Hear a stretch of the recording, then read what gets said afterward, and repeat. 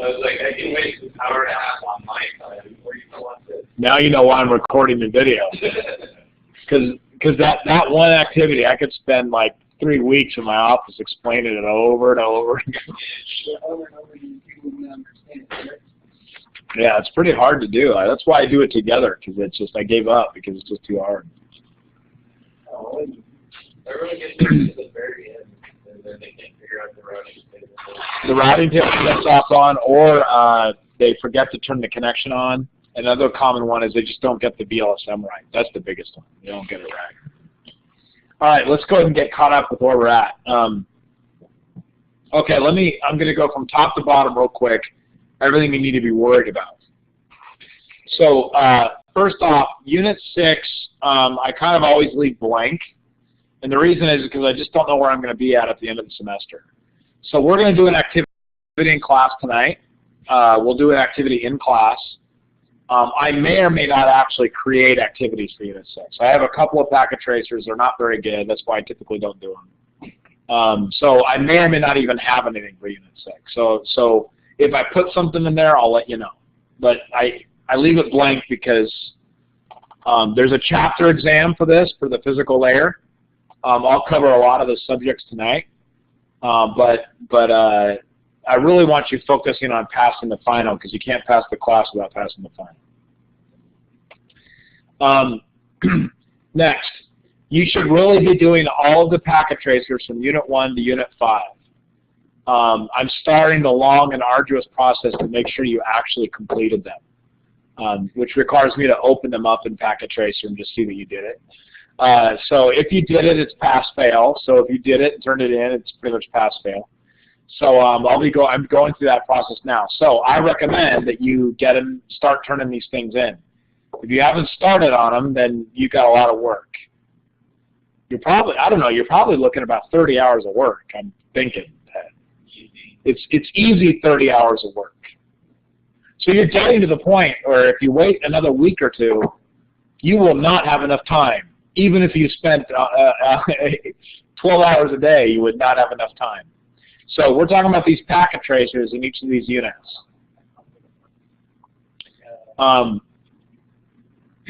What the heck is...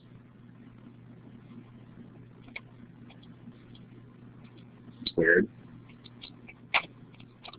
Seems like when I record the thing with Blackboard, it freaks out on there. Next thing, there also are case studies. I think there was 5 total. They're not very difficult. There's usually, in fact, I think Unit 5, I answered it for you on accident. So one of them, the answer's already done, so it's not that hard. So the case studies are pretty simple. Yeah, no, I think I meant to blank out the answer, but I didn't. So yeah, one's a freebie. So I think there's only 4 you really have to do. So they're pretty easy to do. Your final exam, I don't think it's the 19th, but I think it's the 17th. So I'm going to go ahead and change that on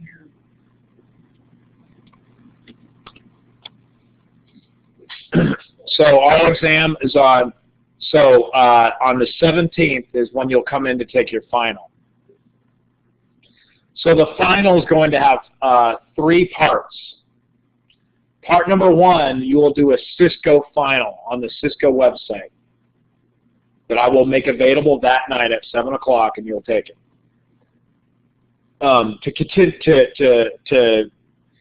They recommend you pass that with an 80% or above in order to pass the CCNA test. The second thing you have to do is there will be a packet tracer activity that you will do in class under timed conditions. So you will do a packet tracer on your own in timed conditions on that night. The third thing you will do is there will be a multiple choice exam taken in Blackboard on some stuff that I'm going to review with you. Next week on the 10th, yeah, the 10th. The 10th is going to be dedicated to the review for the final.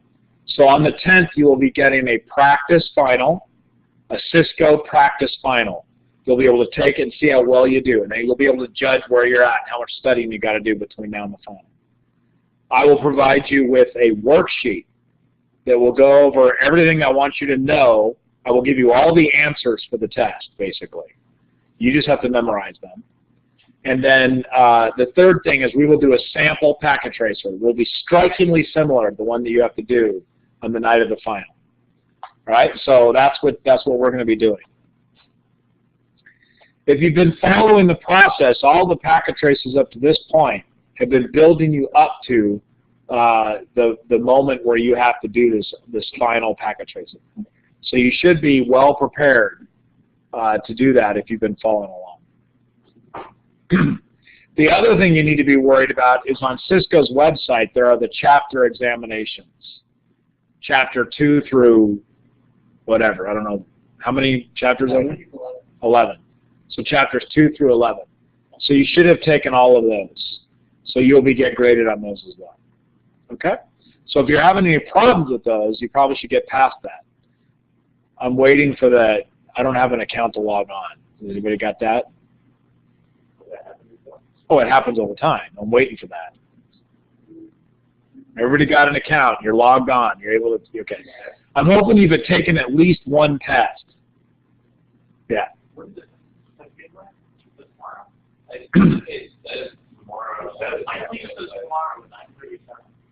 I can adjust. I'll extend the date. It has to be in by the 17th. So you need to have those exams done by December 17th, which is your final exam night. So you have 2 weeks. 2 weeks to complete chapters 2 through 11 multiple choice exams. Those take a little while in and of themselves. But it takes about 30 minutes to take one of those, maybe 40 minutes, unless you're flipping back and forth between the curriculum as you take it. If you're flipping back and forth, if you're learning as you go, it takes a little longer.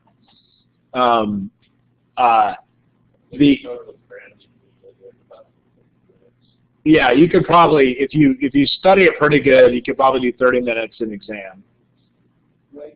You're looking at 30 hours of packet tracers if you haven't started those. So we're looking at, you're probably about 40 hours into this minimum if you're starting from scratch right now, which I really hope is not the case. I'm just joking. But just in case it is, I want to impress upon you the gravity that you have 2 weeks left, right? What? I'm glad you started too.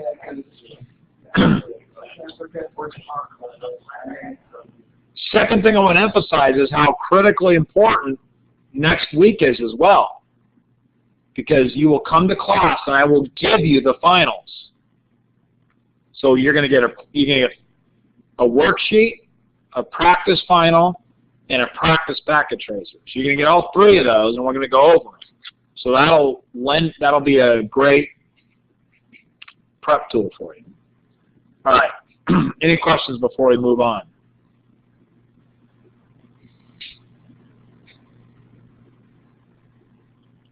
All right. So we're going to go over the physical layer tonight. So we're going to use a web browser. Hey, it's installed.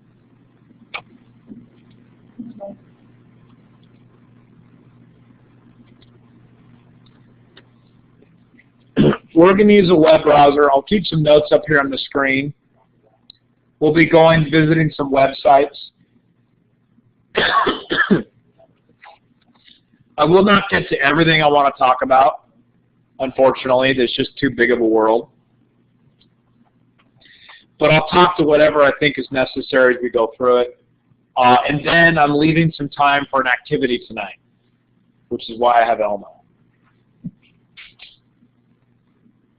I wanted to capture it into the video camera interface of CSIS Confer, but I can't get it to work. Maybe I'll get it to work. We'll see. All right, let's go and get started. So we're going to talk about network cabling, physical cabling. We're going to really focus on copper cabling because that's what most of the rules are about. We're really going to emphasize structured cabling, meaning this. This is what we call structured cabling. structured because it's structured, right? It's an organized way of doing cabling. Now, why would it be important for me to have my cabling structured? So, the ability to troubleshoot without bringing the entire. The ability to troubleshoot, that's one. What else? That's a great one. There's other reasons. Clean cabling allows proper airflow. There's another good reason. It provides proper airflow. What else?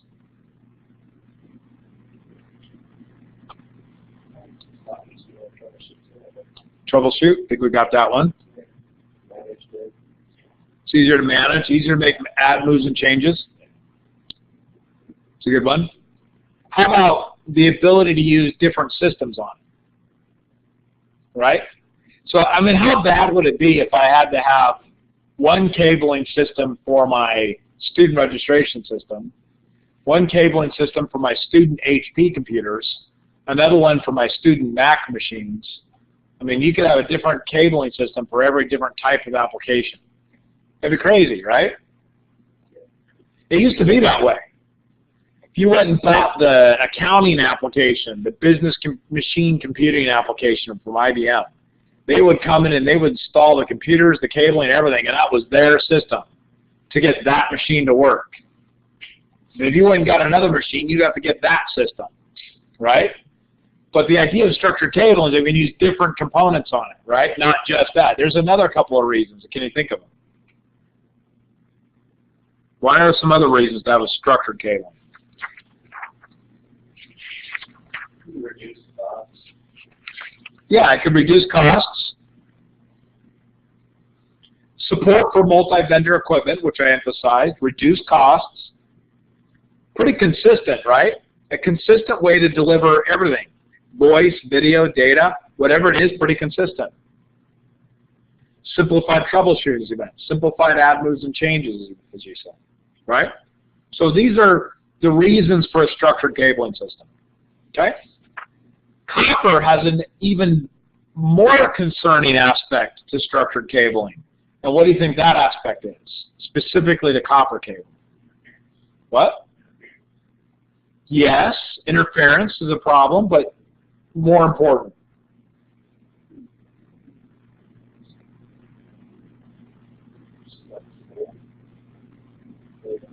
Use it flexible. You're not going to get the same like angles from fiber. Yeah, structured cabling is obviously much more malleable and easy to route in walls. And so we end up routing a lot of copper and a lot of walls. So what does that mean to us as humans? Why are there a lot of regulations about structured cabling? Okay, let's say the unthinkable happens and this building catches on fire right now. What is there a lot of in the walls of this building? Wiring. Wiring. Now, if that wiring were to catch on fire and produce noxious smoke and travel fast, then what would this wire help produce? Death.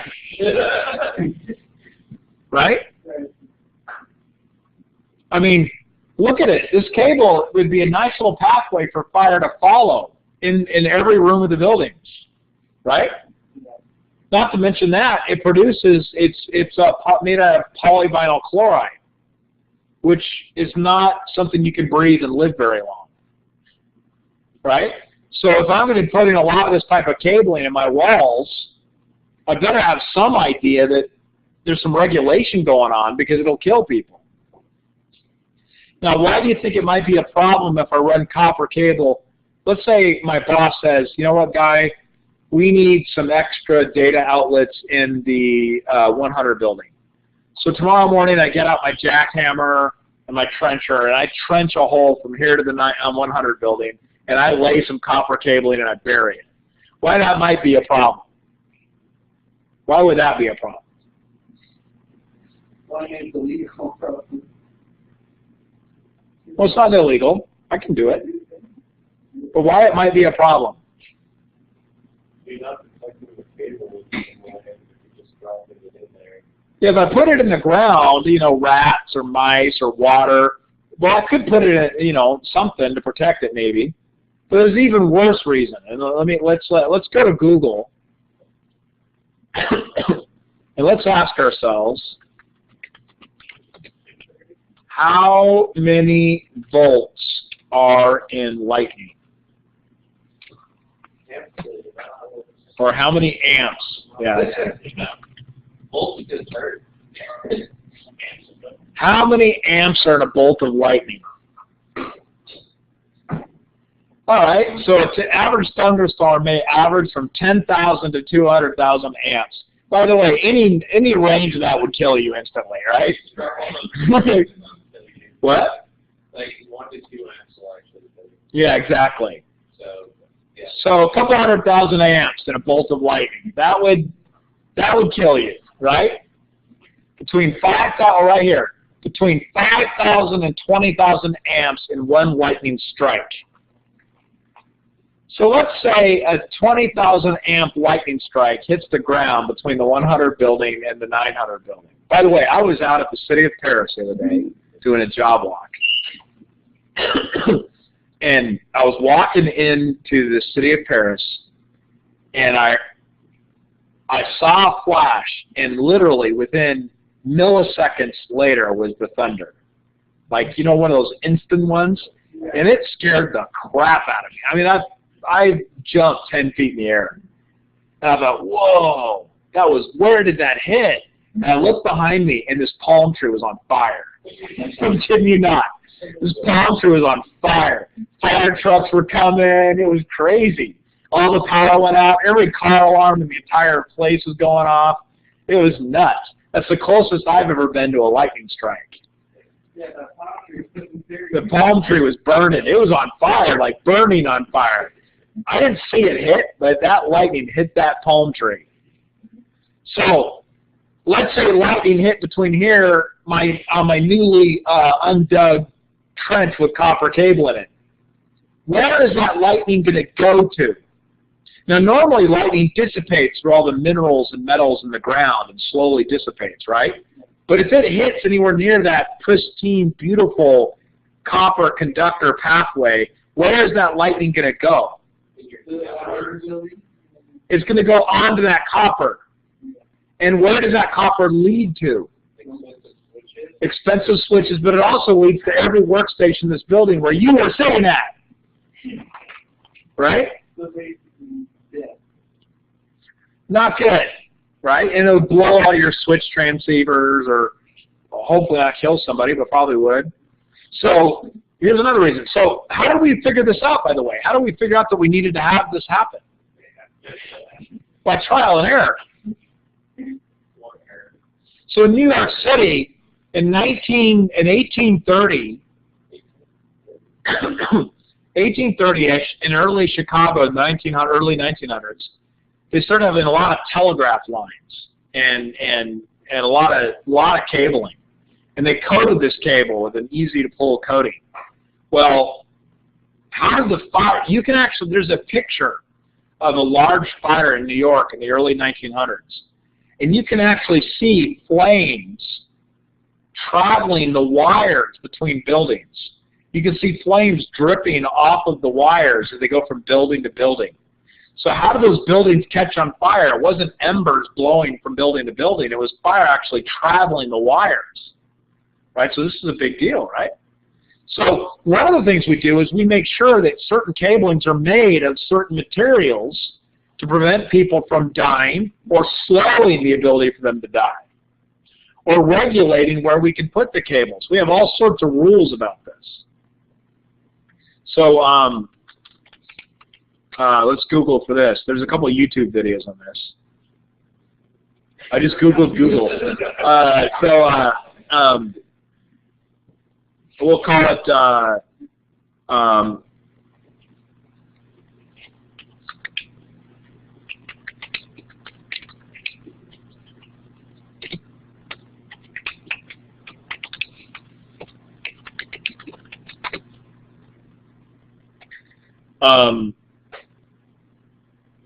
what you don't know can kill you. So you have a whole solution of different types of cabling, and this is not what I wanted. Yeah, maybe I'll go to YouTube.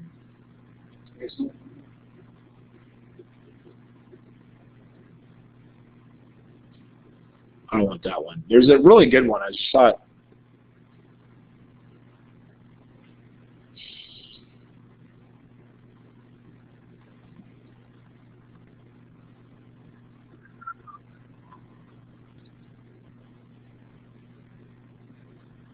I think this is it. Maybe this is it. No, that ain't it. Hold on, I gotta find it. I'll find it. I had it just a few seconds ago. What did I type? PVC plenum.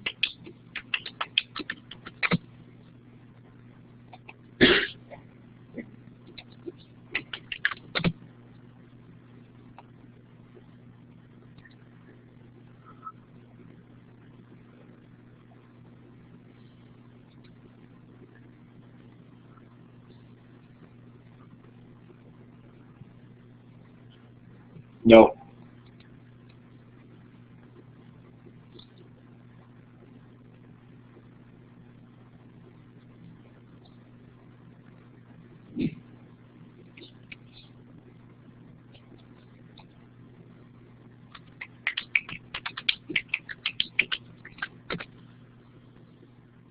Oh, here we are. I have to be careful what I click on. Some jackass burning cable in his backyard.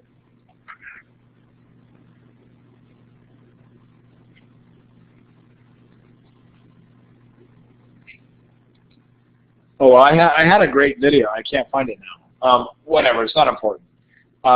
So there's many different types of cablings. You have PVC, which burns and produces a little bit of smoke, and it actually causes fire to travel on it. They sell a plenum cable for plenum-rated areas. For example, notice these air ducts in here. These air ducts take air from where we're at. So if we saw smoke in here, we would know to get out.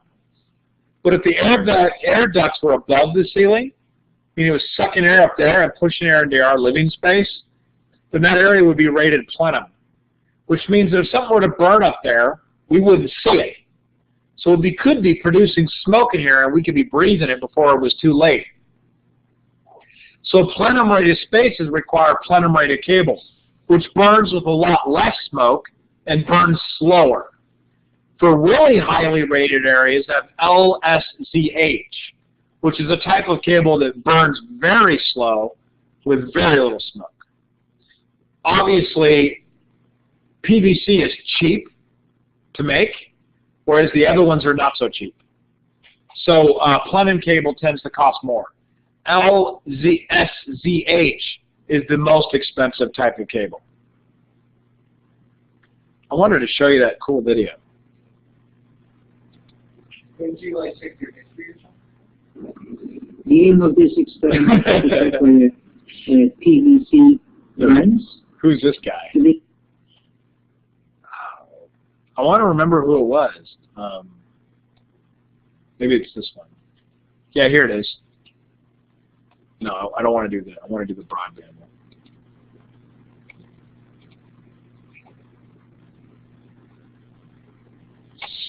No, that ain't it either. Oh well, it's not that big a deal. You don't need to see cable burn.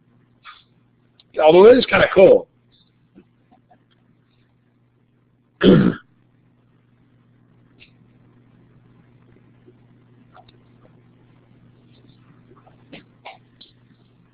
Yeah, we will not be doing a burn test here in the classroom. What? That'll be the final. Anyway, I'll find it in a minute. It's, I'll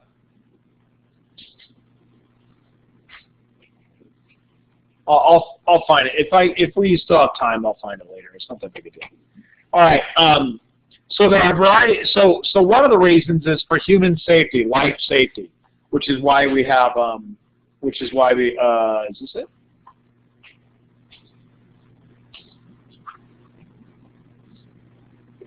bad. Okay. So back in the way back before a lot of you were born, so we'll say 1972. Who was the ruling company of the planet in 1972? Well, they were one of them. Name another one. Xerox. In terms of cabling. AT&T. So when I was a kid, back in the early 70s when I was a kid, we actually ordered our phones from AT&T, and they delivered them to us. And you would actually, your phone actually said property of AT&T on it, right? So you actually, when you got phone service, you actually had a phone provided to you as part of the service, right? That was the deal. And they would cable it for you as well. They would bring cable to your house. So AT&T did all of this for residential, and they did it for commercial. So for commercial buildings, they would come in and put in a communication system for whatever system they were doing, whatever business communication system, specifically for phones and for data communications. They didn't have a lot of data back then. It was all mainframe. But they did do a lot of telecommunications with phones. So AT&T was the big dog. Now, AT&T had a vested interest to follow structured cabling guidelines. What do you think their interest was?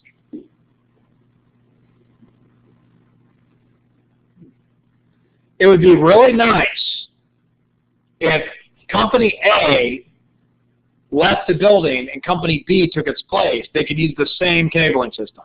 Because what would that help reduce for AT&T? Labor costs. So they were very much interested in a uniform, standard, structured system. So when you as a company wanted a telecommunication system installed in your business, AT&T created an organization, and this is a little bit of history, but it's important, called the Building Industry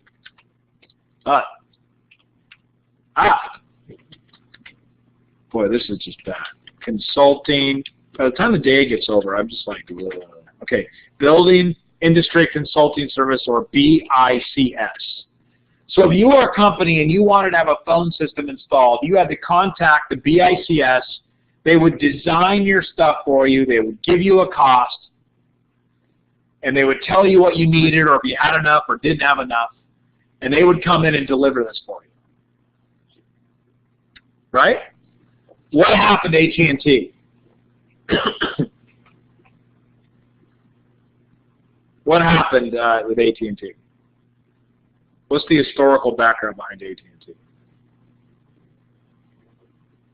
They weren't always just a wireless phone provider. They didn't always just sell iPhones. They got deregulated and split up. Yes. So the United States Congress decided that they were a monopoly, and they were in violation of various trade acts. So they passed the Great Divestiture Act, which divested AT&T of its shareholders. And it split it into several regional bell companies, spanning Mexico, United States, and Canada. That's how big AT&T was. So when that happened, the Building Industry Consulting Service lived on, but it lived on as a nonprofit organization called the Building Industry Consulting Services International. Add an I to their acronym. Right? Go ahead and go to their website, bixc.org.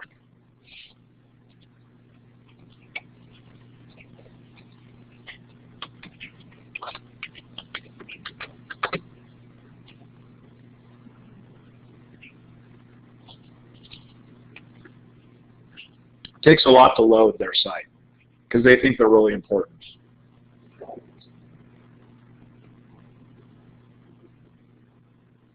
All right, here's BICSI. So BICSI is where you begin and where you end when it comes to physical cabling or communication structured systems. BICSI is the organization that starts all the standards processes for physical cabling. They have engineers that report to IEEE and do IEEE publications. They also provide all the industry publications that everybody pays attention to. Even more important, you can go to credentials and exams and click on their credentialing information. They have a wide variety of certification programs for various different layers of the communication system. BICSI controls the industry through several mechanisms. Number one, it creates a lot of the standards. Number two, it sits on most of the standards bodies. Number three, when a lot of organizations go out to bid for large projects, they require the participants to be BICSI registered, and oftentimes they require them to have BICSI certified people on staff. When we built this college, this building, and we put in this cable right here, which is ADC TrueNet cable, we required that the cable installer have 2 registered BICSI certified people on staff in order for them to win the bid. Just to give you an example of how that enforcement would work.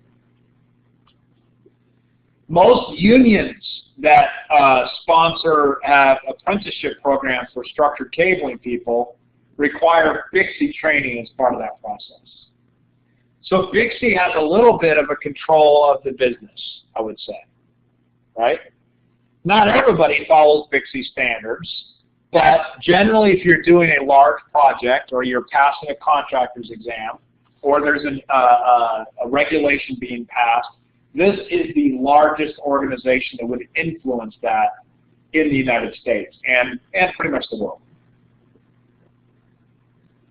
This is a career in and of itself. The big dog certification is the Registered Communications Distribution Designer, or RCDD. RCDDs are the pinnacle of their certification pathway. It is like getting a law degree. You can't just pass the exam. You pass the exam, and then every year you have to take continuing education credits in order to prove that you're still relevant in the industry. The exam used to be about $1,700, but they've lowered the price to like $300 or $400 now. I used to bring the books in just for fun, but I have the RCDD TDDM exam books, and there's 2 of them, and they're about this thick in this giant binder in small print. And you have to memorize all these little facts and figures about structured cabling. And that's how you can become an RCDD. Okay? Any questions about that? RCDDs tend to work for architects. They tend to work for structured cabling companies. They work for manufacturers of cabling products. And they also work for distribution companies that distribute these type of products. They do design engineering, pre-engineering work. They do validation and testing. Or they do project management for cabling companies. Okay, so that's BICSI. So BICSI is a pretty big deal, and there's different levels. You can start out small by just doing their cabling certifications. You can become an installer or technician, and they're starting to expand their idea. They've got data center design consultants. They have wireless designer, outside plant for fiber optic stuff. So they've got a variety of other certifications. By the way, physical cabling is a whole career path. You could choose to go into physical cabling, and it is a specialty. I don't know if I think I spent the first week of this class talking about career focuses. This is one of them. The telecommunications, specifically the physical cabling business, is a whole business in and of itself. And this would be considered the engineering level, top level certification of that business. All right. There are a variety of standardization bodies that BICSI influences that you need to be aware of. The first one is called the ISO, or the International Standards Organization. Actually, it's International Organization for Standards. And don't say, well, I don't know why they did it iOS. I think they did it ISO just because it sounds better. All right.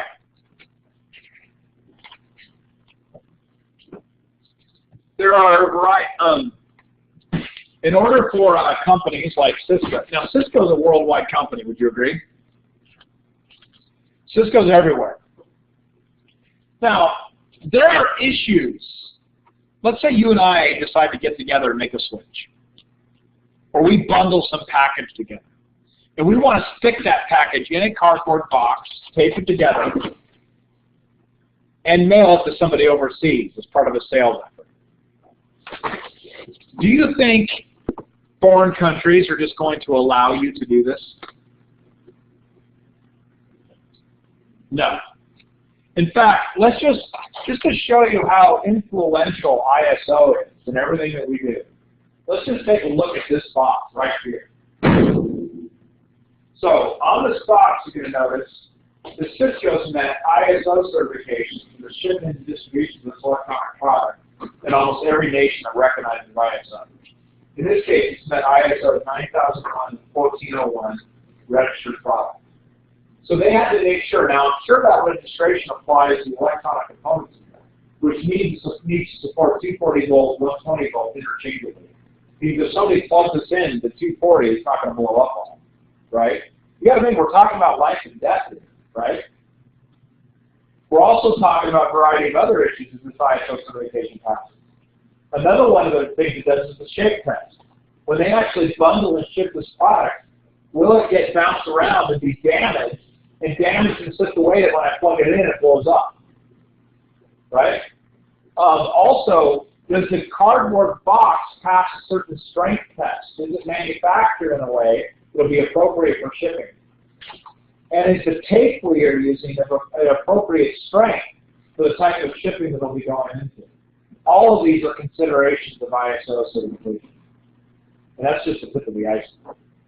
So in order for countries to have commerce between each other, they need an agency that will help us do that, and one of those agencies is ISO. So now, some things pass ISO really well.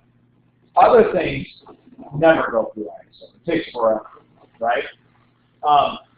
But politically, countries never get along.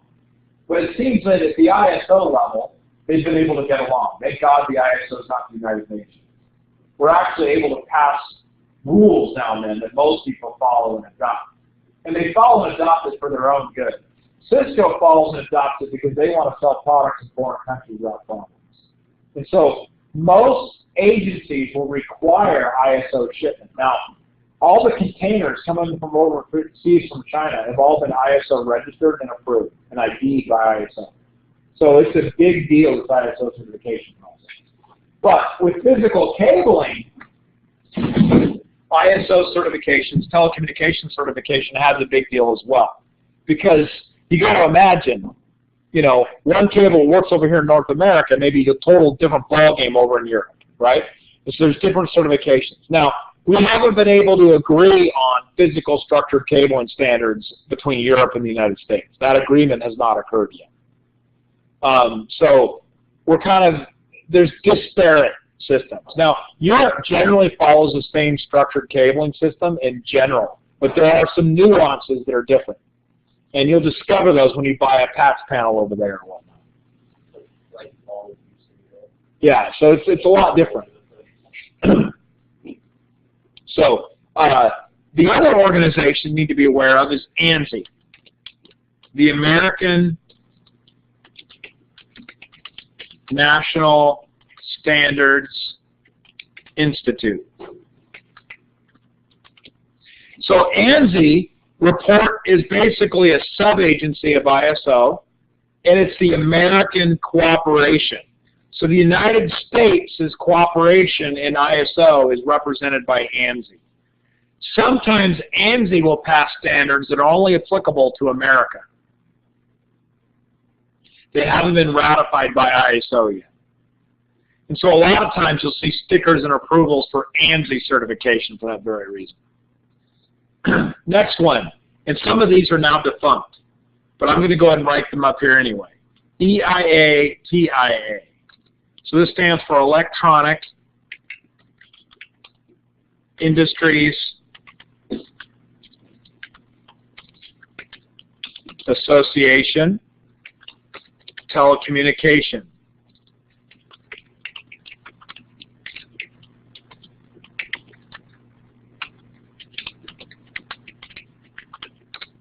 So these are the two big ones. One of them is defunct. I think EIA is now defunct. EIA and TIA have pretty much just merged together. TIA used to be called the Radio Manufacturers Association back in the early 1900s. You can see why they had to change their name.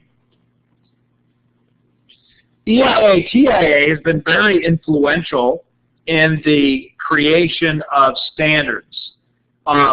One of the biggest standards they created was called the Structured Cabling Standard, and it's a big one. It's called the ANSI, EIA,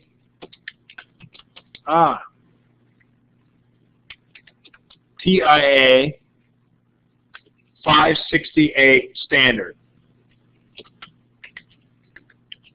Also affectionately called structured cabling.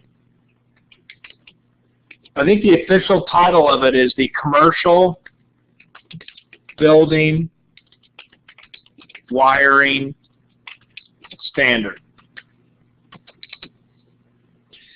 When you take your RCDD exam with Bixby, this is what you are basically studying, is this standard.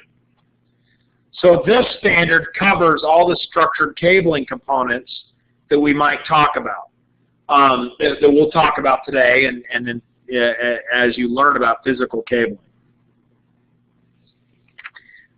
There you go. Another one is the ITU, which is the International Telecommunications Union. The ITU is a United Nations agency. So the ITU was created by the UN, and it regulates international telecommunications. You got to think, the United States Marine Corps decides to fire up a microwave and start transmitting it across Iran or something. Somebody's got to get involved, right? Somebody's got to regulate who can do that and when they can, and what's allowed, what regulations one country may use as opposed to another. This is a big mess, right? So somebody's got to deal with it, and the ITU is the one that deals with that.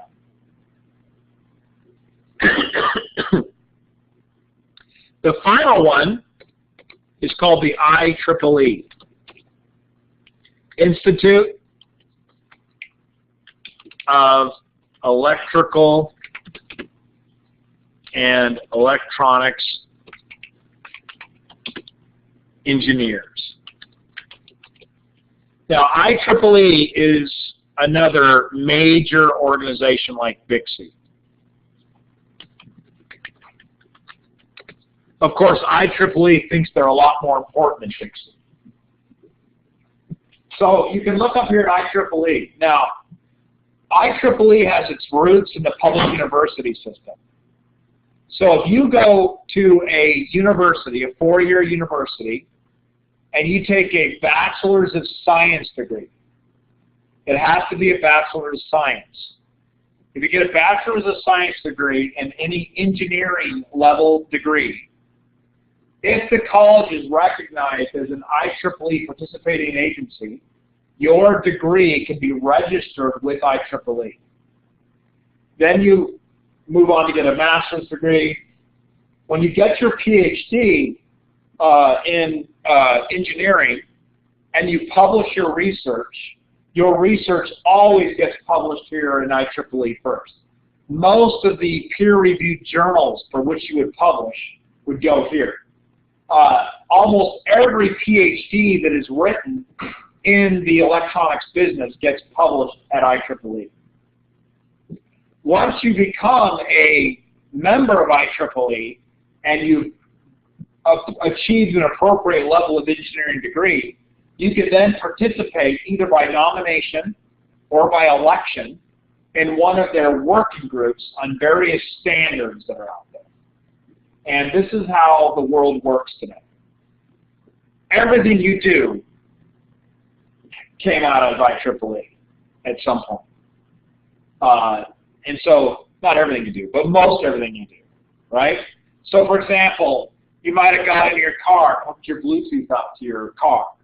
Well, the Bluetooth standard came out of IEEE, out of a paper written by somebody that evolved into a working group that became a standard. And telephone, cell phone technology, all of this stuff came out of it. The ability for text messaging came out of this. So a lot of what we do came out of IEEE. And they have a lot of working groups.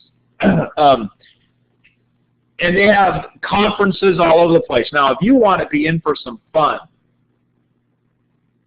participate in one of their conferences and go to one of their conferences like the 2013 International Conference on Consumer Electronics in Las Vegas. It's just one gigantic party. But while you're there, if you're a member and you pay a certain level or you get sponsored, you can participate in meetings they have there. And a lot of times people are reading their research right there in the meetings, and you can hear what new cutting-edge research is out there. Many companies participate in this because they're looking to pick up the next greatest thing and get involved in it. So it's a big deal. In fact, I always like to, every once in a while, look around at some of the conferences coming up and what's happening, what the working groups are doing. You can actually look at their publications and standards section, and you can see all the different standards that they're. You can look at all their publications and all their different standards.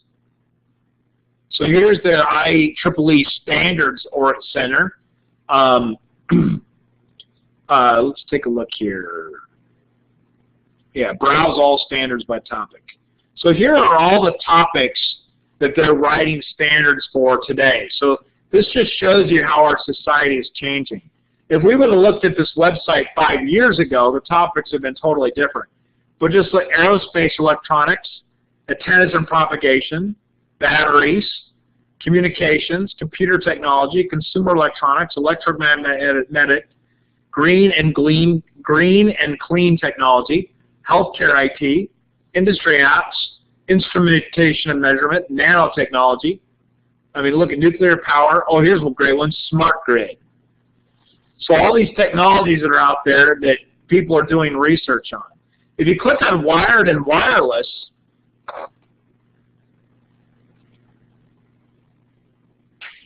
you can see all of the 802 projects that have been created by IEEE.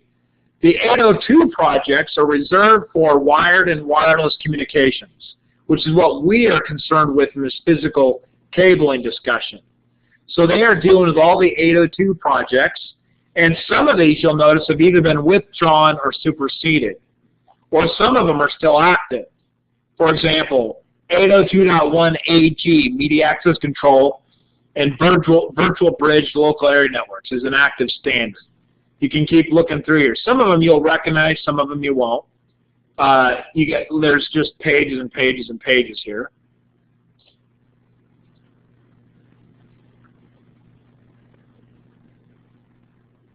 Yeah. Standards are actually how they broke the encryption because of that easy connect feature. Yeah.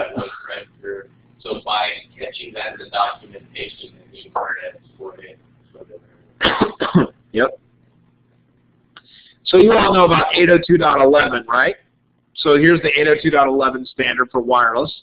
So whenever you hear about 802.11.whatever, it came out of the IEEE 802 project, right? And so here they all are. So you got all these 802 projects for standards. I like looking at some of the ones that are up in the higher numbers. This one is very pertinent for today's society. Wireless personal area networks.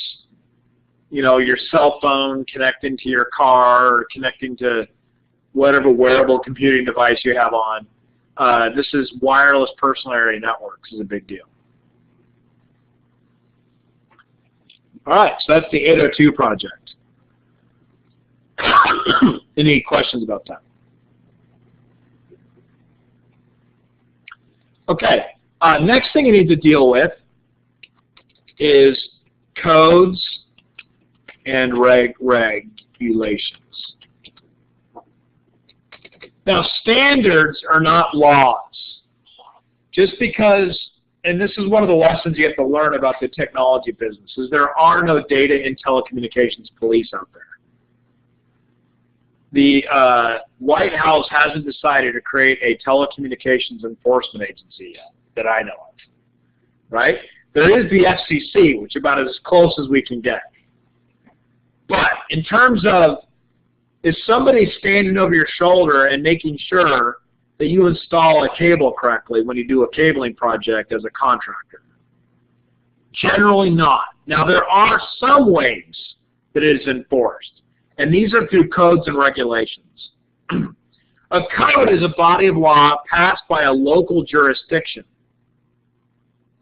For example, a local jurisdiction may say, you know what, in order to pass inspection on a building in our city, you have to meet the ANSI EIA TIA 568 commercial wiring standard.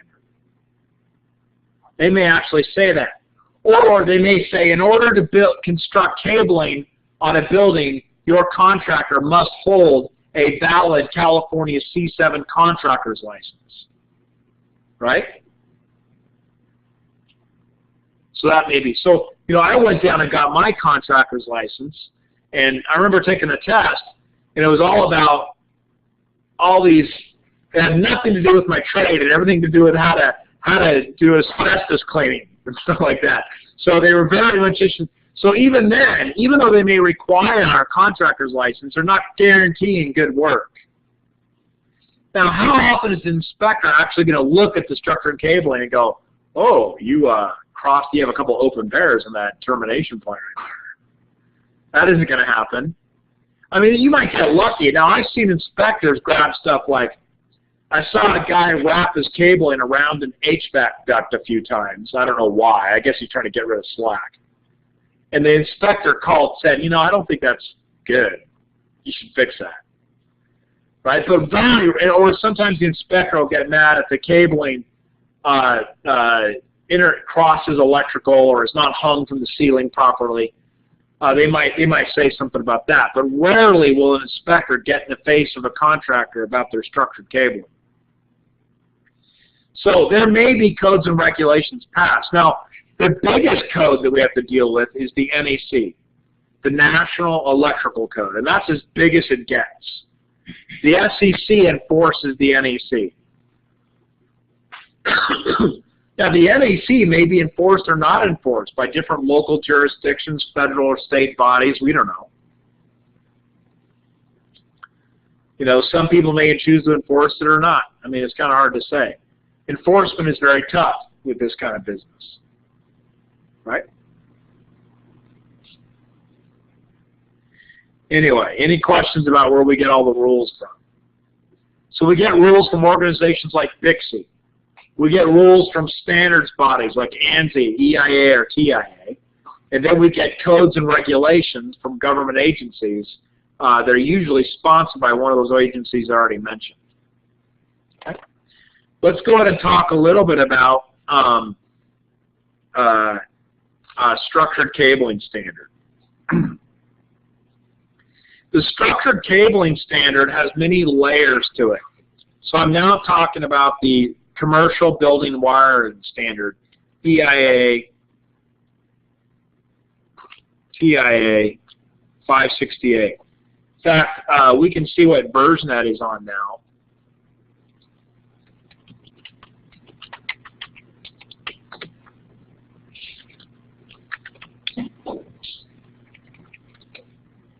We'll see if it's even around anymore.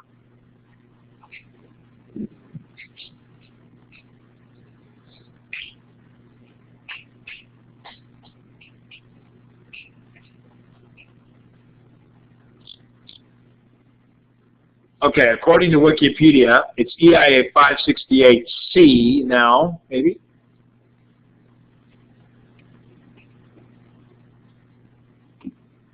The was updated in 1995, superseded by the TIA 568C set.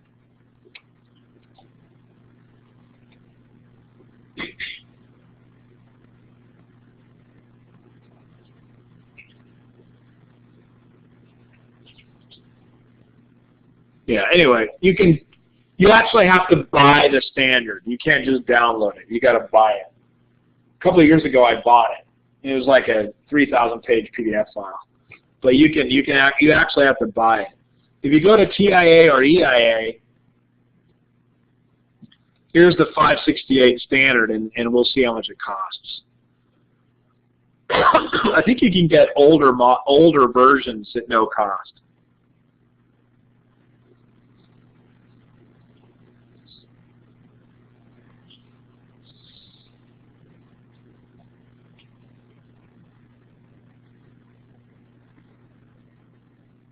Yeah, here we are.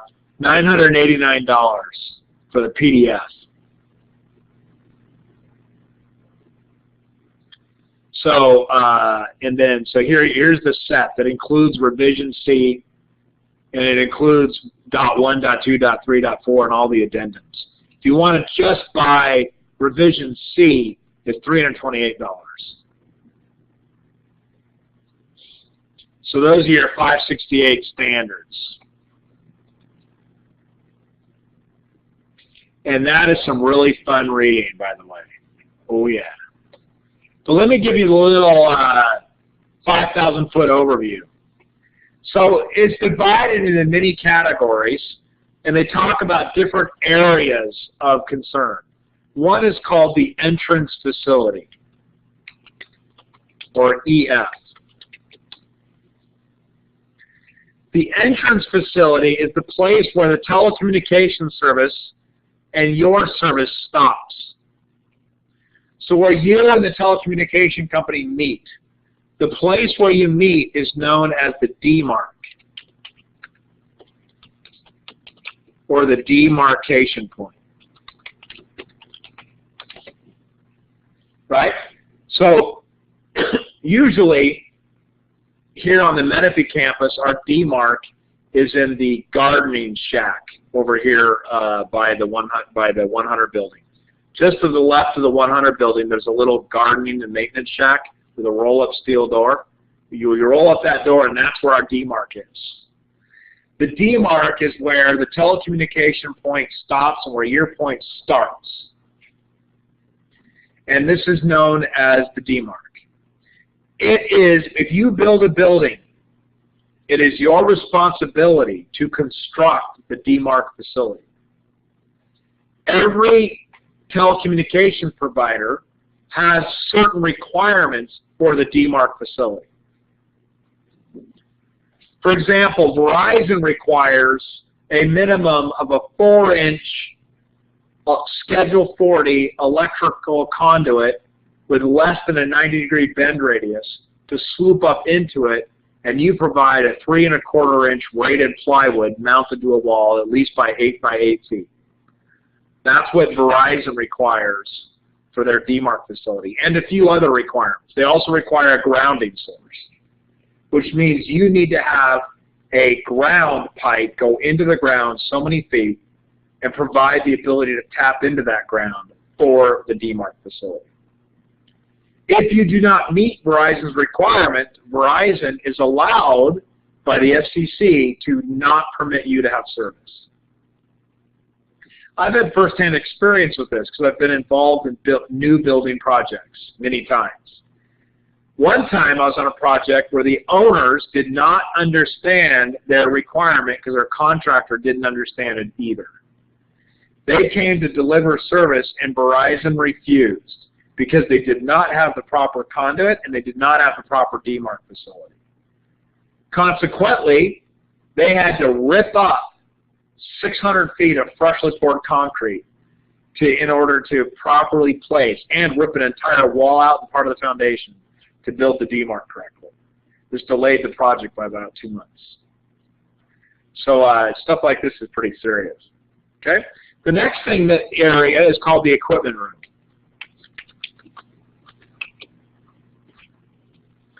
The equipment room is where things like your phone system or your PDX or other large kind of server systems will be located.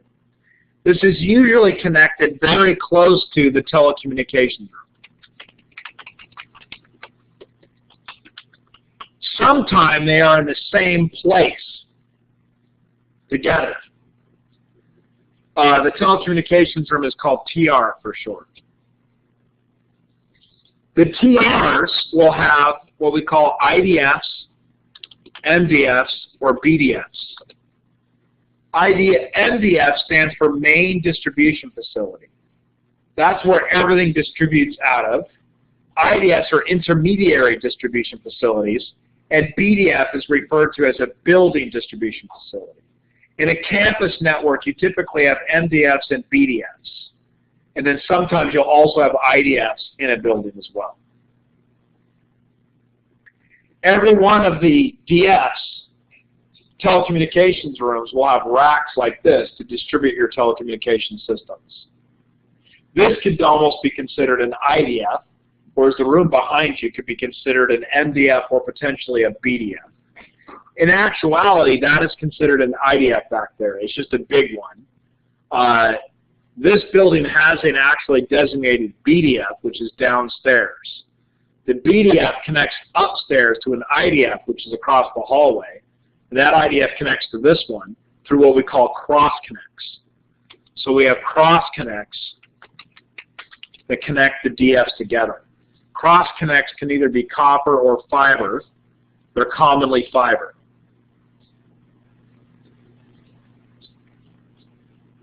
Another thing to consider yourself with is backbone cabling, or sometimes called pathway cabling. Backbone cabling connects your networks together through fiber or copper, mostly fiber. This campus has a campus network with backbone fiber connecting all the building distribution facilities to the MDF. Next thing you have to deal with is horizontal cabling. And the pathways to support it. Horizontal cabling is what you see up here. They call it horizontal cabling because it typically runs horizontally, although it also can run vertically in risers. If we run our cable in conduit rise between buildings, we call it riser cabling. But usually you use the same type of cabling. This is riser-rated cabling. Riser-rated cabling is non-plenum, meaning it is not in plenum space, and it's typically ran in conduit or in non-plenum rated areas in a cable trough like you see up here. Your next area to concern with is the work area. Work area is where people sit. The work area has things like patch cords. Okay?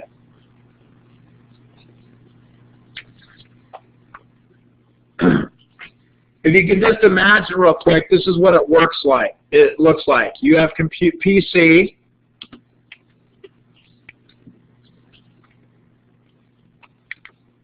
PC connects with patch cord.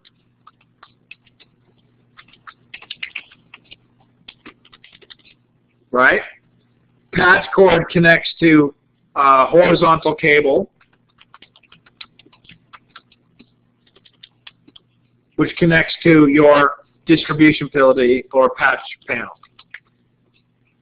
So the computer where you're at now, your work area, has a patch cord that connects into the floor, into a jack. That jack is terminated into horizontal cabling, which is right here. That horizontal cabling runs into a distribution facility and terminates into a patch panel. There are regulations about what the distances are. The maximum footage that you can have on a patch cord within a work area is 10 feet. The maximum footage that you can have for horizontal cabling running between two areas is also limited to 295 feet. So 295 feet for horizontal cabling, 10 feet for the patch cord. You're allowed an additional 20 feet for cross connects. So to cross connect from patch panel to patch panel or from patch panel to switch, you're allowed an additional 20 feet. So the standard is for 20 feet at the patch panel, 295 feet horizontally, and then 10 feet in the work area.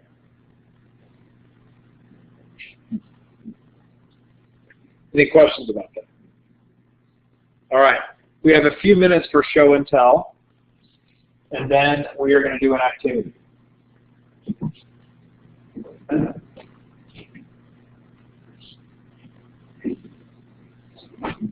So there are a variety of different types of cables on the market, and we're going to take a look at a couple of them right now to give you a little bit of an idea. And who knows what various states my little cabinet ends up in all the time. But we'll go ahead and deal with it. First off, I'll show you the best of the best right now. Oops. If I can take it out of here.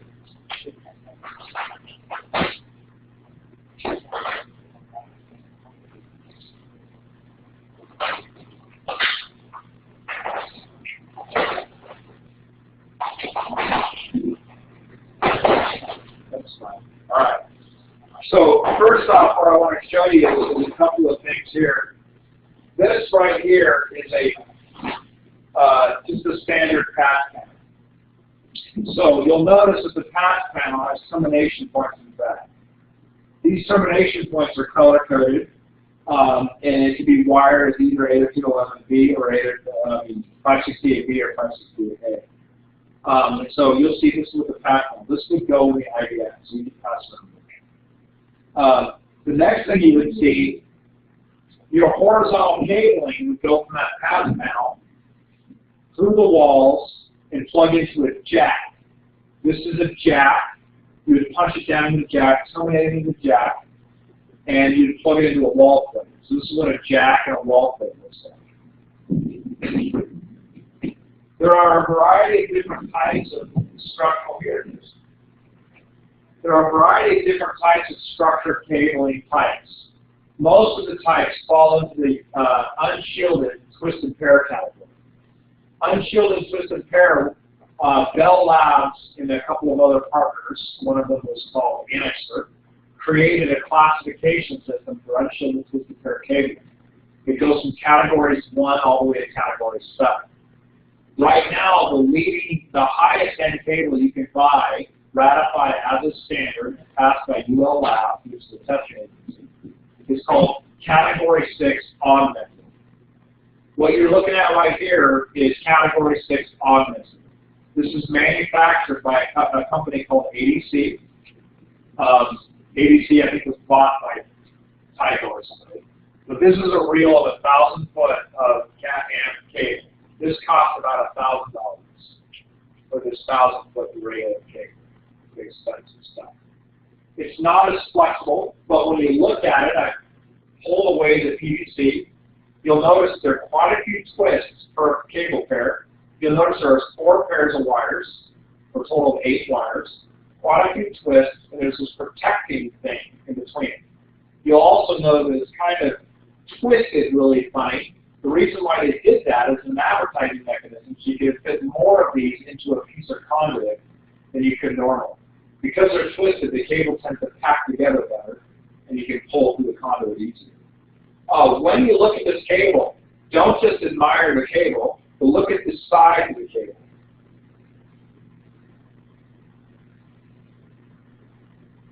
And I am completely colorblind, so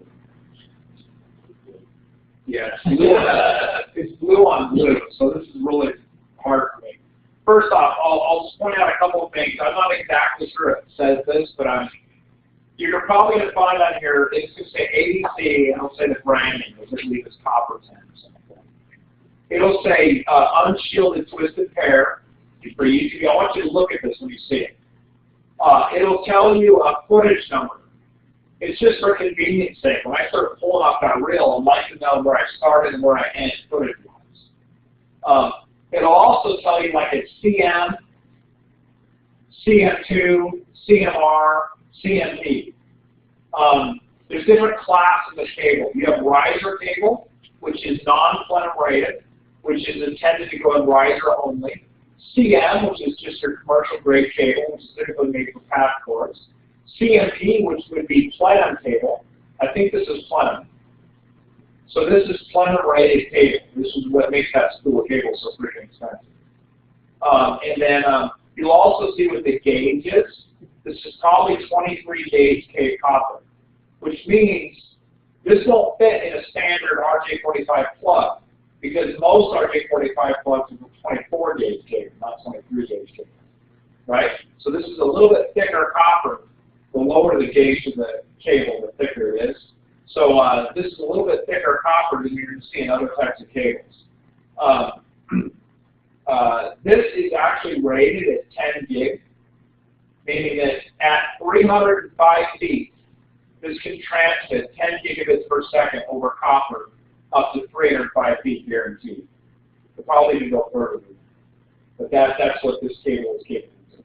You would typically run this cable in data centers between servers and in your floors to avoid having to pull fiber in the data center. By the way, the city of Temecula, both their library and the city hall, is 10 gig copper throughout the entire building to every workstation.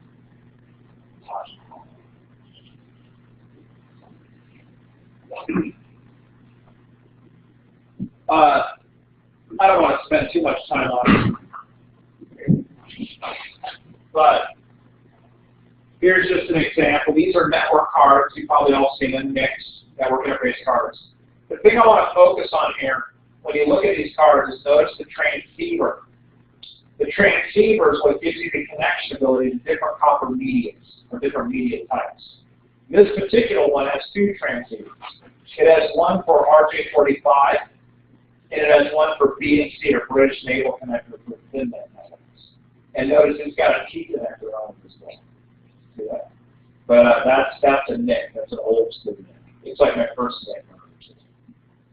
So, and here's your here's an Aeronet. This was my first wireless card. This was an old Aeronet card before Cisco bought Aeronet. And this, I don't know, this is probably circa 1984.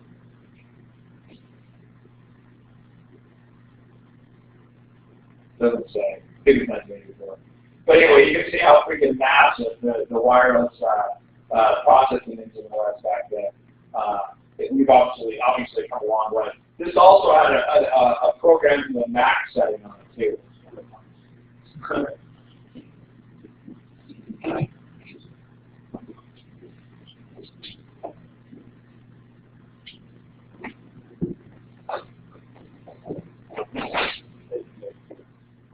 What does it say? Oh, I was off. That must not be my original card. I have one from 1985 or 86. All right. This is just a little history lesson. This is a piece of thicknet. So back in 1991 or 2, I was training Novell training courses. And a company that we worked at had a thicknet network. They ripped out their thicknet network and they donated it. And so for a few years, I would actually teach Novell network. I would teach people in a class or brand new thicknet just for fun, right? So they're like, wow, we're on a thicknet network. And this is what a shielded, double shielded. The reason I pass this around, you can see the shielding. This is what a shielding cable would look like. You can see the copper core for the thicknet. This is called 802.5 or whatever. But the way you would actually get this to work is you get this little metal clamp. You would screw the metal clamp on there, tighten it down, and then you would connect your AUI connector to the metal clamp, and then you would get your little, you could plug in your PC. So that's the way I would do it for years. This is called AUI, by the way. This is called AY polarity.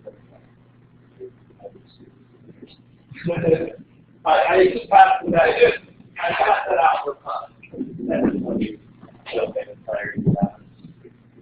Yeah, I mean, you got a switch in here that'll still support vampire attacks. It's actually up there on the wall.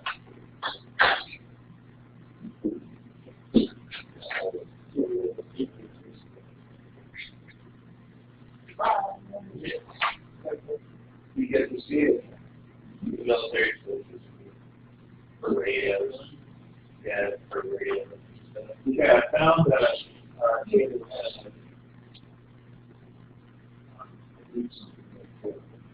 Really good.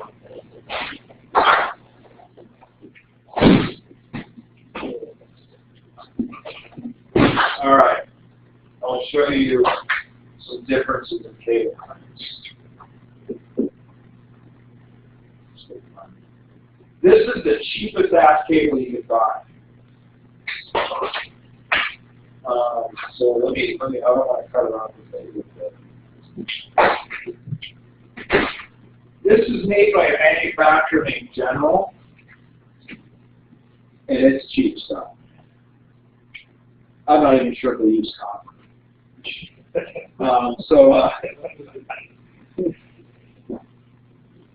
Some copper mixture. But this right here is Cat 5. It's not even Cat 5e. And you can see on the side, it'll say that it is CMR. So this is called riser cable. So this is made out of PVC, not plenum. You'll notice that it's got a lot fewer twists per foot than that 10-gauge cable I passed around. And you'll also notice that it's got a little pull string to make it easy to pull the cable. That's a CMP copper cable.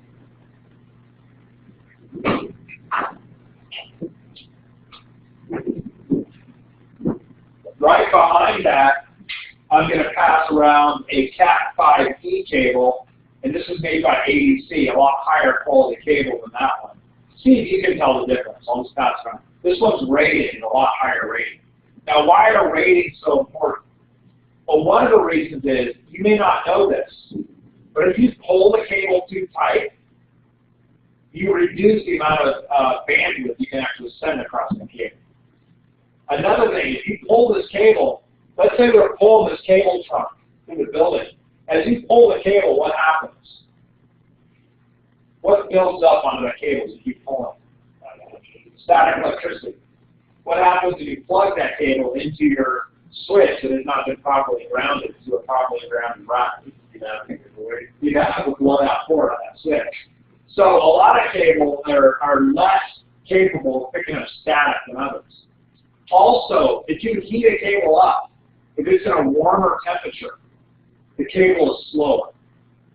So that general cable, if it's in an 80-degree environment, as opposed to that Aries cable, it'll work at a lot lower rates than it would work at in a 60-degree environment.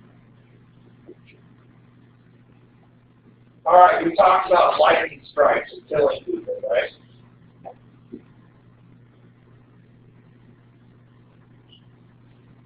Okay, here we go. This is a good one. I like this.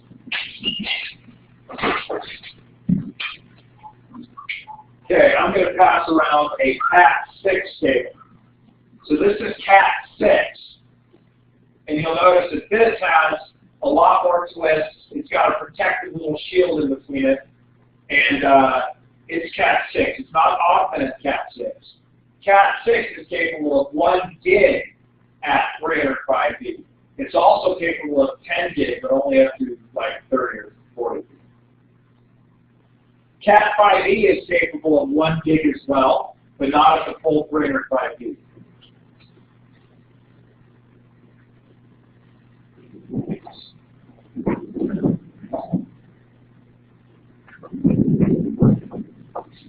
All right, I got more than this. What is it?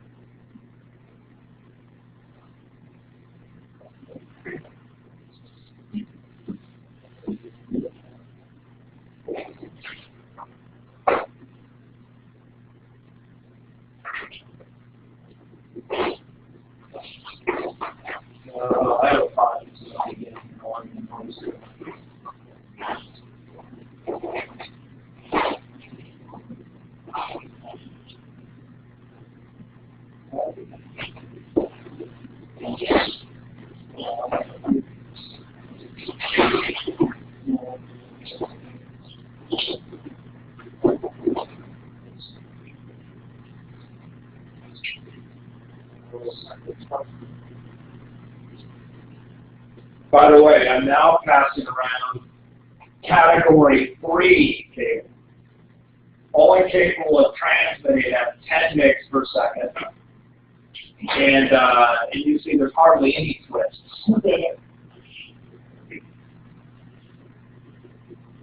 That's stupid. What? That's stupid. 10 megs per second.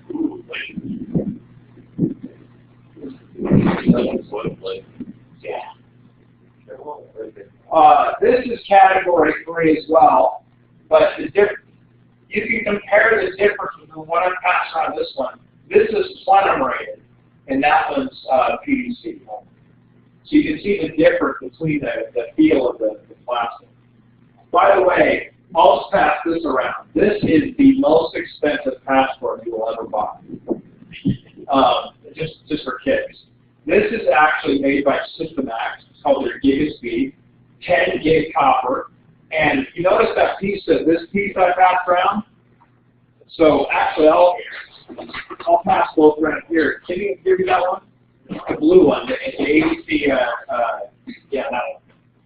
So I'll pass these both around again, and you can feel the difference between the most expensive cable you could buy versus their competitor.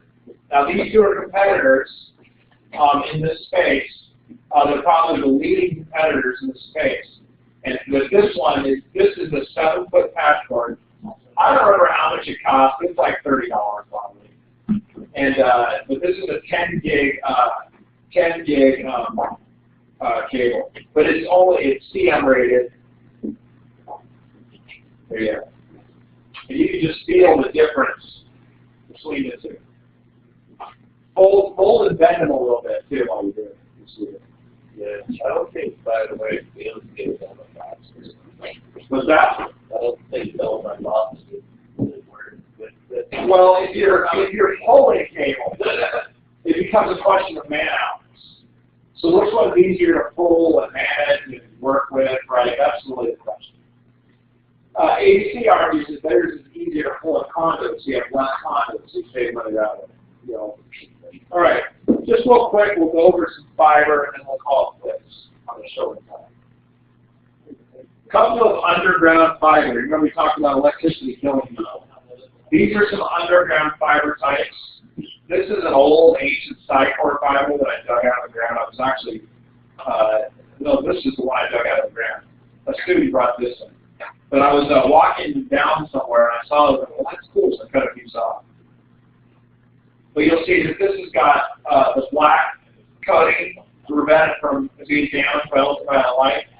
It's also got an aluminum core in it to prevent rats from chewing it. It's also got almost these metal bars in there to keep it rigid. And it's got only like, I think it was a 6-strand fiber. So there's 6 fiber strands in there. People kind of broke that off over the years. And then this is an example of a 6-strand fiber. Same thing. Actually, this is more than 6 strands. I forget how many strands this one was. So there's another fiber. Here's a bunch of Sycor fiber examples for you to look at. Fiber is usually folded in lots of bundles. There's a 36-strand, 12-strand fiber. There's armor, non-armor, you know, all you can say. That's all we do.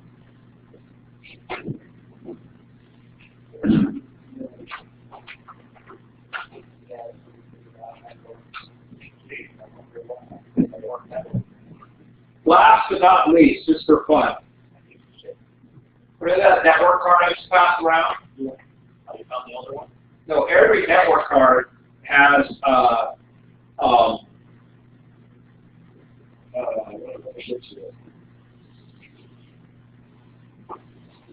somebody stole it. I had my original network from when I was a kid. I brought it in here just for fun. I brought my original network here. It still works, but I brought it here and somebody stole the network from me. Why would you steal BNC cable? Because the old stuff had a line golden. I guess. Yeah. So, so back in my younger days when I was a kid, I forget how old I was, but around 18, I went and interviewed for a job at SMC, which is a company in Irvine. They sold network phones.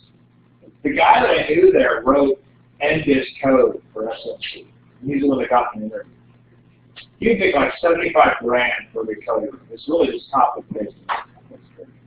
This was back in the day. But anyway, so I got an interview down there. I interviewed with 5 or 6 people. They wanted to hire an engineer. And, man, if you had to go through a psychologist, the psychologist had to interview you to make sure you're like, okay. But they gave me on a tour of their labs, and they were taking, I spent a lot of time working with them. And what they did is they actually had people in AutoCAD designing their chip logic in AutoCAD. And then they would take that logic and they would print it onto silicon wafers. Now, right around the time they were hiring me, they had actually come up with an electronic way to test. Before that way, they did not have an electronic way to test their chips. They would actually burn the logic and print it to a wafer in many layers. So the reason I'm passing this out for you is this is a wafer. In fact, I'll flip it over. Please, silicon does not bend. So don't try to bend it. This is a silica wafer, and this is a wafer that would make NICs and or refrigerators. I'm not sure which term. But anyway, you'll see there's little squares here. Each of these squares would represent the chip inside one of those NICs. Do you have one of those NICs around here? Yeah, this is not the Aeronet one yet. So you see this little chip right here? So strip away all the plastic. Most of the real estate on this chip is not the chip. It's the little metal connections making it into the chip's pathway. That's the thing that's happening. So imagine that one of these little squares is actually embedded in there. And they print on it in multiple layers. And so if you were to magnify it up, you would see this whole city of transistors or program of etched in stuff that was printed from AutoCAD onto the chip. And it used to be they would have to print it, cut it out, set it into a unit that was you could remove them and add it quickly. And then you would run through your series of tests. About halfway through, crap. Print another one. Until they got some simulation software. That's right around the time I got hired, was to start working on the simulation software. But actually, I didn't get hired. But it was a cool 3 few weeks I was down there. But I'll pass the silica wafer on you to check that out.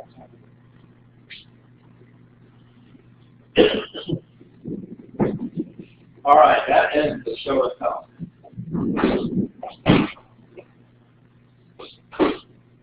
All right. Next, we are now going to do a cabling activity. So you get that fun making a cable. One of the things you have to do in this class is make a cable. What's that? If you make it successfully, you can keep it. Take it home with you. So you can make it as long as you want to make it. We are going to make a crossover cable. And I'm going to teach you my surefire way of doing this, so you'll always remember how to do it. Because I've made about 3 million crossover cables in my life. I will teach you the way I do it. Now, what you're going to need is a pair of scissors. You may or may not need one of these, but I'll show it to you. You can use one if you want. Okay, so I'm going to show you everything that you're going to need to make this work. Okay, so you may have to share one of these, but you're going to need a ratcheting crimp tool that looks like this. It's a ratcheting crimp tool. You will need a pair of wire strippers. You don't necessarily need that, but you'll need 2 RJ45 plugs.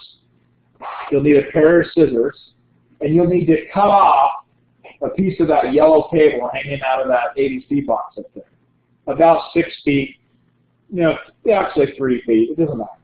It has to actually, to be standard, it has to be longer than 18 inches. Right? So go ahead and get all the tools you need, and then I'll walk you through what to do.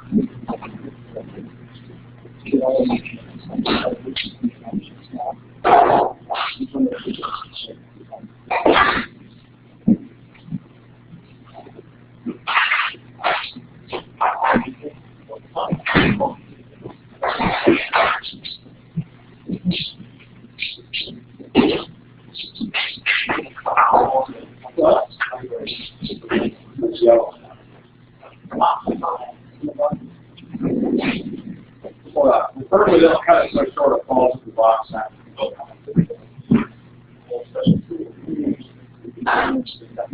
Well, I mean, yeah, please.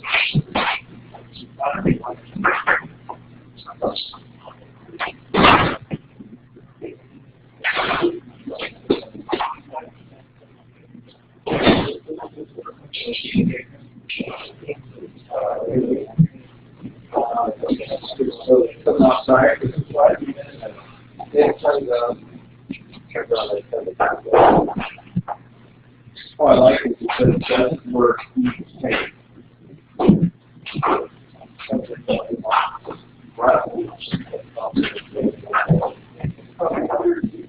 Why would we buy a brand new cable? Oh, yeah. Right on the Sharpie. That's more.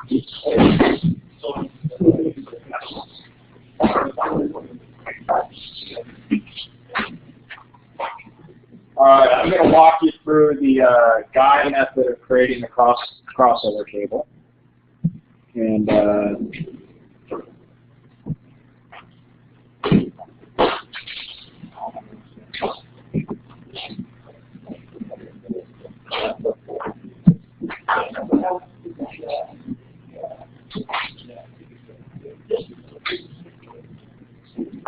oh, I got it too short. So I'm not getting it. I told everybody not to do it, and I did it. That's awesome. Everybody got a cable? There are cable strippers, snips, and you'll have to share a print source. Yeah, do those over here. All right. So, all right, everybody watching. I think I can magnify this one.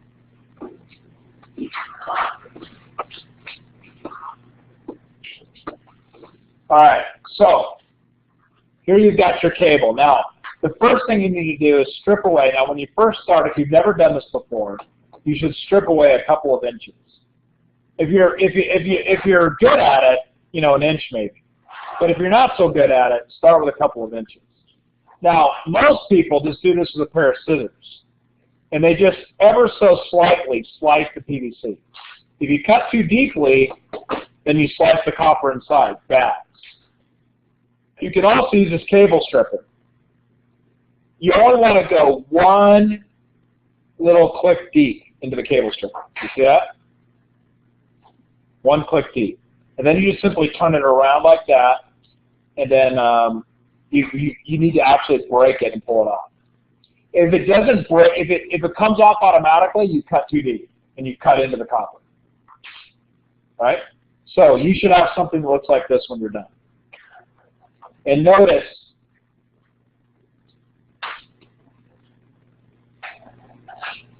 you can't see it because it's too close.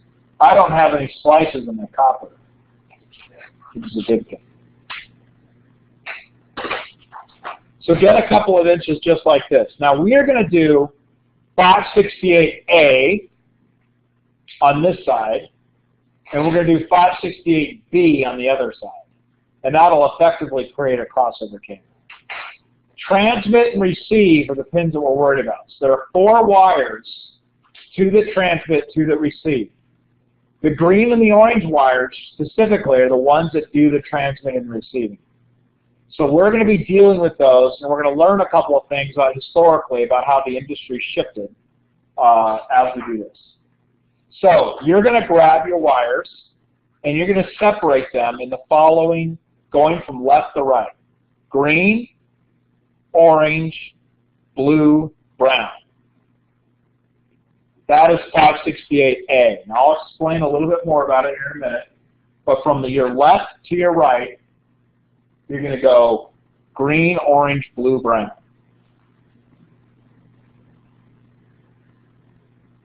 Right? Green, orange, blue, brown.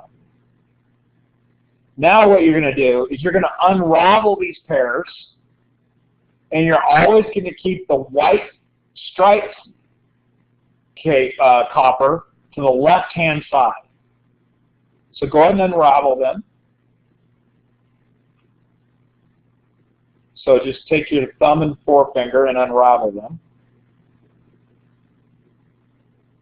And you want to keep the white striped one on the farthest left. Now as you're unraveling them, you want to take your thumb and your forefinger. You see my thumb and forefinger? I'm going to take the cable and I'm going to work it back and forth until I make it kind of straight. So work it against itself until it becomes straight. You see how I'm doing that? I'm making them nice and straight as I do it. And keep your white, so your white green one will be on the left, the solid green one on the right. You see that? Repeat the process with the orange, blue, and brown.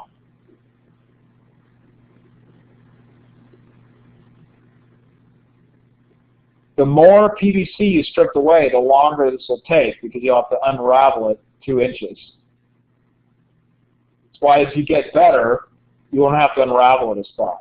But when you're first starting out doing this, you should give yourself more cable to work with. I can't wait till we no longer have to teach this anymore because it's coming to the day where you will not be able to make your own patch cord. It's getting too complicated.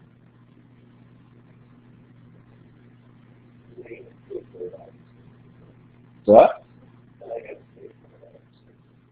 Well, yeah, but try to wire up an augmented Cat 6 patch cord. It's crazy. The connector is like intense. But you can do it. There's kits for it, but it's not easy.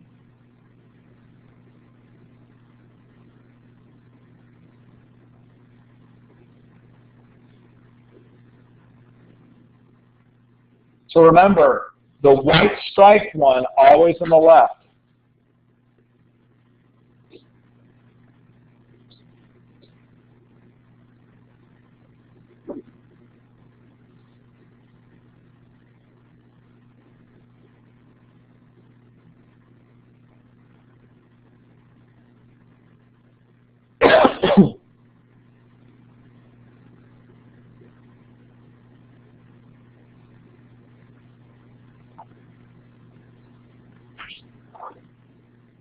All right, now the next thing we're going to do is, this is where it gets a little bit more harder.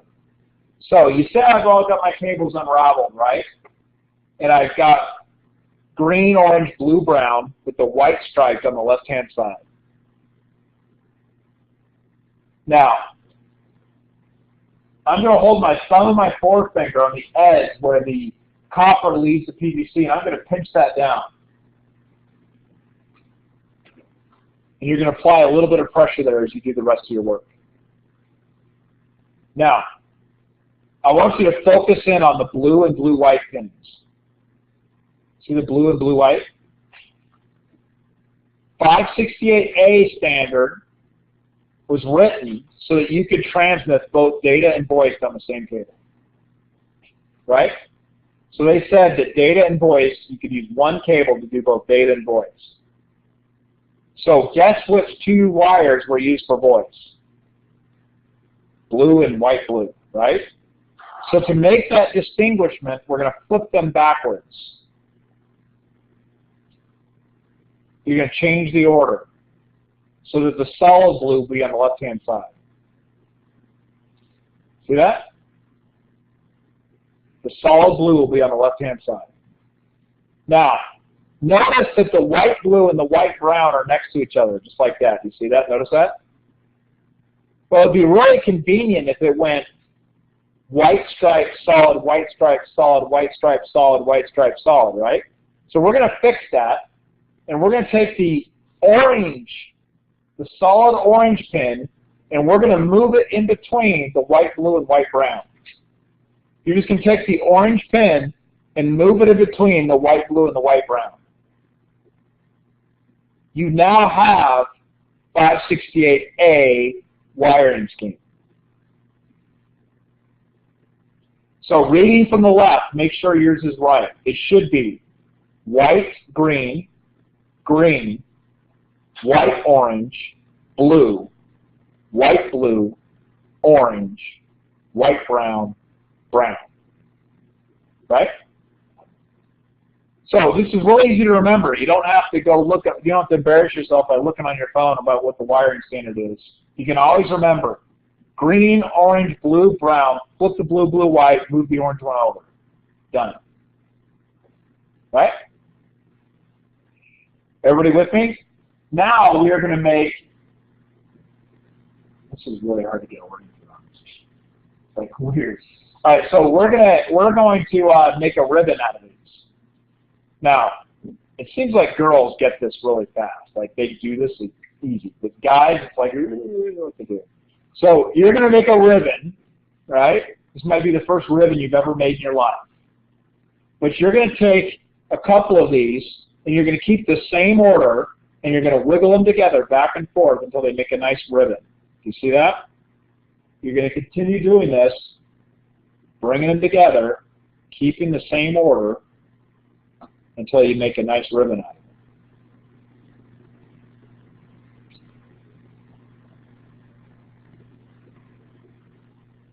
See how I'm working it back and forth? Bending it back and forth, right? Slowly but surely. And that, see how I'm shaking them? I'm kind of wiggling them like this. Look what happens when you keep wiggling. See that? Perfect ribbon.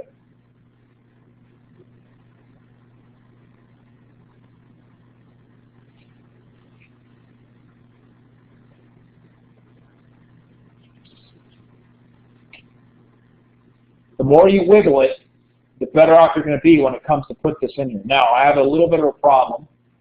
We are using Cat 5e, and we're trying to use a Cat 5 plug. It's not too much of a problem. It'll work. You just got to be kind of forced later in a second. I'll explain. All right, now, okay, you're going to keep the end pinched so your ribbon stays nice. Keep the end pinched so your ribbon stays nice. And now pick up your RJ45 plug, and we're going to go over the anatomy of an RJ45 plug. Now, on the RJ45 plug,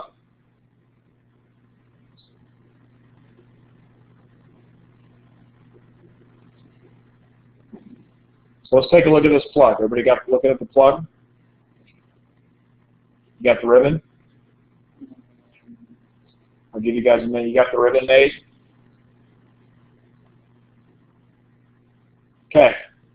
So, on your plug, I want you to find the flag. So this little flag thing. You see it sticking out? Now, I want you to look at the opening with the flag down. So stare at the opening with the flag down. So the flag facing the ground, opening towards you. You are now looking, the left-hand side is pin number 1, and the right-hand side is pin number 8. The white-green is pin 1, and the brown is pin 8. You follow me? So you're going to be ultimately in a minute, not yet, but you're going to be sliding this in here to where the white-green goes into the pin 1 position. Now, another thing about the RJ45 plug. 2 things you need to notice. So looking at the thing flagged down, on the top of the RJ45 plug, on the very end here, you will notice there's a rivet, a plastic rivet. That plastic rivet needs to shove down onto the PVC. It shoves down onto the PVC, not the copper. So that means this thing needs to fit on here to where that rivet is jammed on to the plastic PVC and not the copper, like that. Second concept, every one of these copper wires needs to make full connection to the very tip of this thing where the gold is at. So you cannot cut this so short that your copper doesn't make it to the very end. You also can't cut it so long that your rivet ends up clamping down on the copper. I have learned over a process of time that is about equal to 1 thumbnail length for me. It's convenient because I have a little bit bigger of a thumbnail. Yours may not quite be a thumbnail. Or you may have really big thumbs, so it could be a big thumbnail. I don't know. But sometimes it's trial and error to figure this out. So you can sit there and try to guess it by measuring it. What's it going to be? What's it going to be? Anyway, once you think you've got where it needs to be, you're going to get it in a nice ribbon, and you're going to cut the ribbon straight across.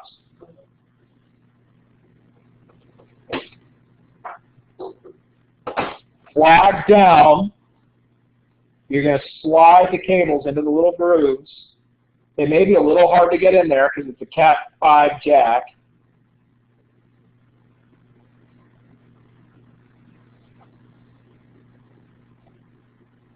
But you got to work on it. You'll get it in there if you do it. Now, notice a couple of things. Let me zoom this in.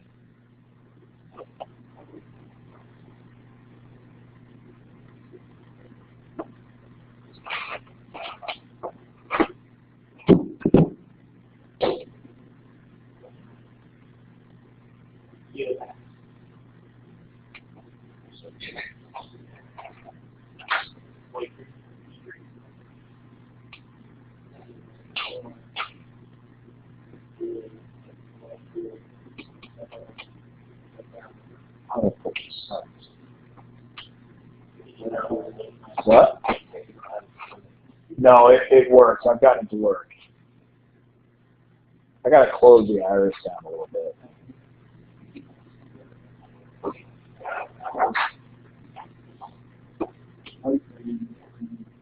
I actually magnified this up really good. It gets pretty good.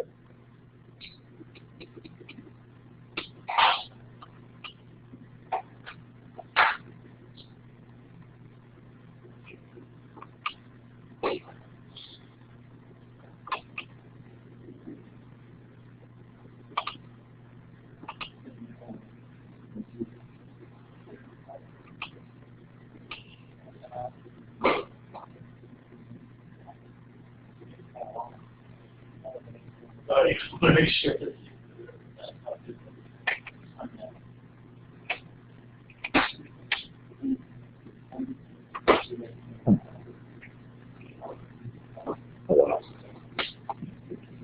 I have to work the other day pretty good.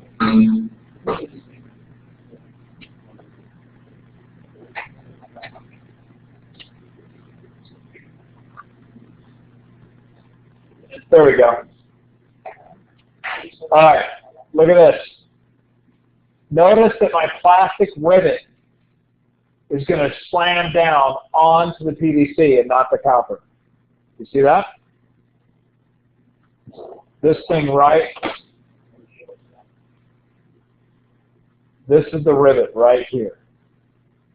That needs to shove onto the PVC and not the copper. You also want to make sure you cram it in there as far as you can because you want the copper to slam all the way up into the ends. Now, if I can get this thing to focus on the thing and not my thumb.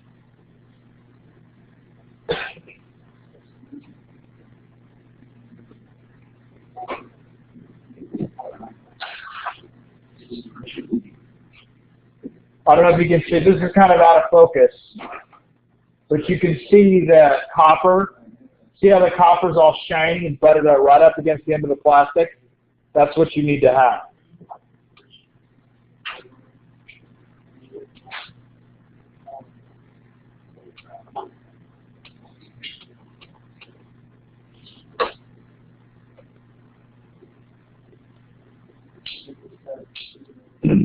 Okay, when you think you've got it, where you've got that copper shoved all the way in there and your rivet is hitting the PVC and your order is correct,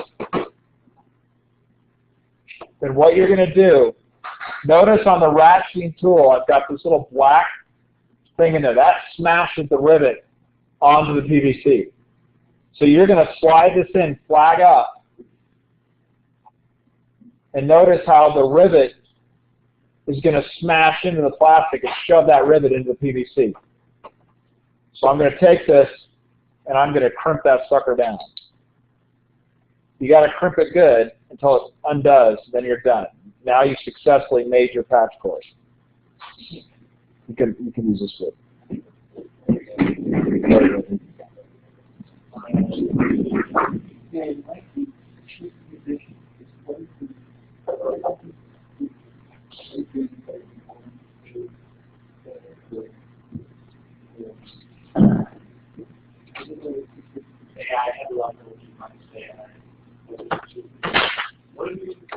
What?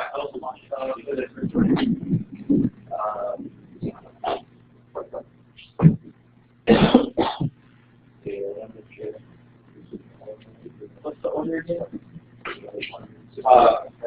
White, green, white, blue, orange, white, brown.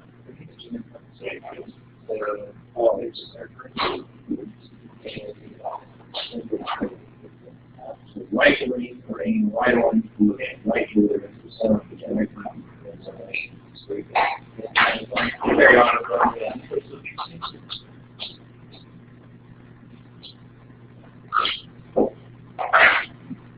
So, yeah, make sure you get it in the blue grass with PVC.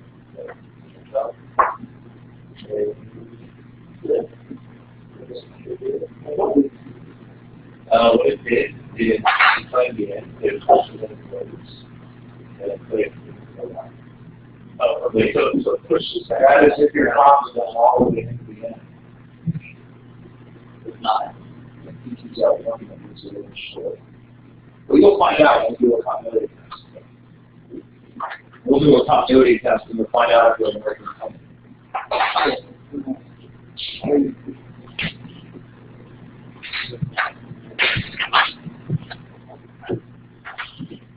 All right, well, do your best to put it south, and I'll teach you how to do the 568B on the other side. We just did 568A. And we'll do 568B on the other side.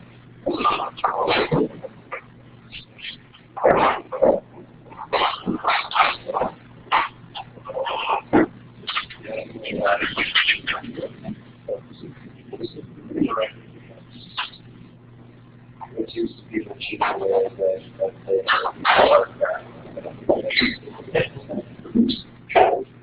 sorry. He's like, you could know what the kind of quake is. I will not start that. Start practicing on something. Yeah, because it looks like you could that's what like 14 years.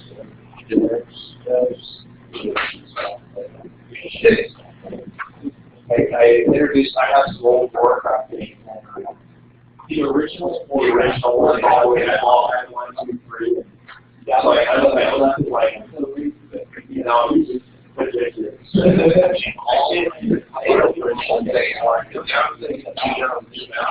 Yeah. I understand, well, the 640 by 468 resolution, I'm like, what did I say with But the first one reminds you how cool the game was. Like, oh yeah, this is cool when it first came out. It was. Warcraft 2, I played for years. Warcraft 2, and then StarCraft came out, and then they came out with even StarCraft. I'm trying to play the first StarCraft. Really, how did they could get 2 billion of this thing? I can't play it.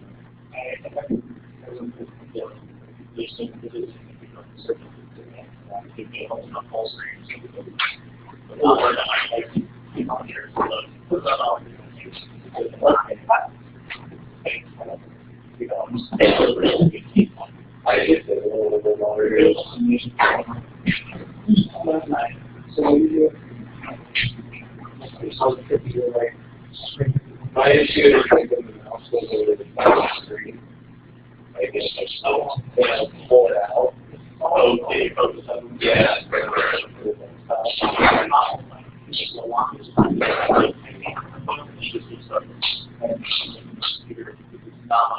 You know what the cell phone generation produced? These kids are willing to essentially want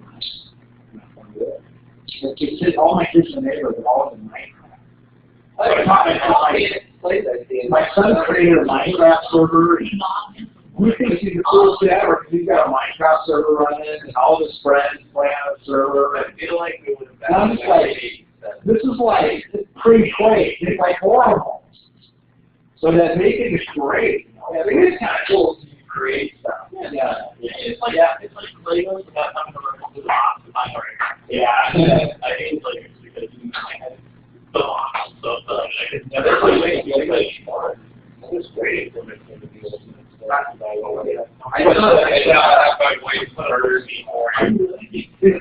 still have online on my phone. I had that for a while. Yeah, I still have it on my computer. But when they started turning Minecraft, this sucked. Yeah, like, let me show you guys Warcraft. Like, it's good. It's an old user game. So I set up a whole bunch of laptops, like 4 or 5 laptops. Got them all set up and Warcraft. Warcraft 3. They would not put it down. I find that at the end of the game. They just would. I'd wake up in the morning like 5 a.m. and get all friends and playing Warcraft. Warcraft.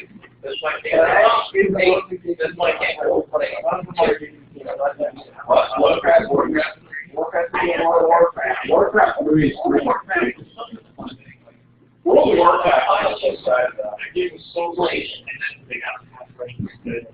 I played it for like a week and I thought, I downloaded it. No,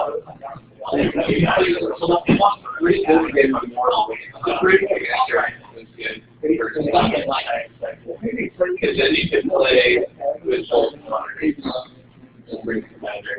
One was technically the math, but really you just get another part of that. StarCraft was then I got married. Yeah, that's what happened to me too. I remember, oh God, how old was I? I got married like 23? 23 or 24. And we got married, we lived in a small apartment, I was getting my graduate degree. And I come home and just do my normal thing, man. Just play video games all night. And study, play video games, study, play video games. I barely got any sleep. And I remember my wife after like day 3 that said, this is not what I signed up for. Yeah, that's what I got. I'm like, oh, really? I was like, this is what I signed up for. Yeah, that ended quick. That and responsibilities at work. I gotta wait until they're going out. When the lack of sleep started catching up to me and my requirements to study a bunch of crap. I think that's the mid to late 20s. Yeah. Yeah, when I was about 26 or 27, if I played a video game, it was very rare, and I started realizing I got too much going on. Yeah. Run around with a small child in your house. You wonder where you're going to hit you with. All right, everybody get that print? Starting over? Small children and stuff.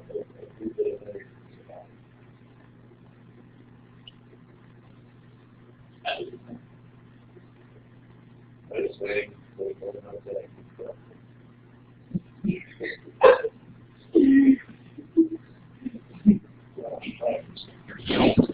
Formal baby because my dad was considering that he gave me a link to the past. So I was stuck on that for years. I played that for a while. I'll start over. Maybe get time, play more times.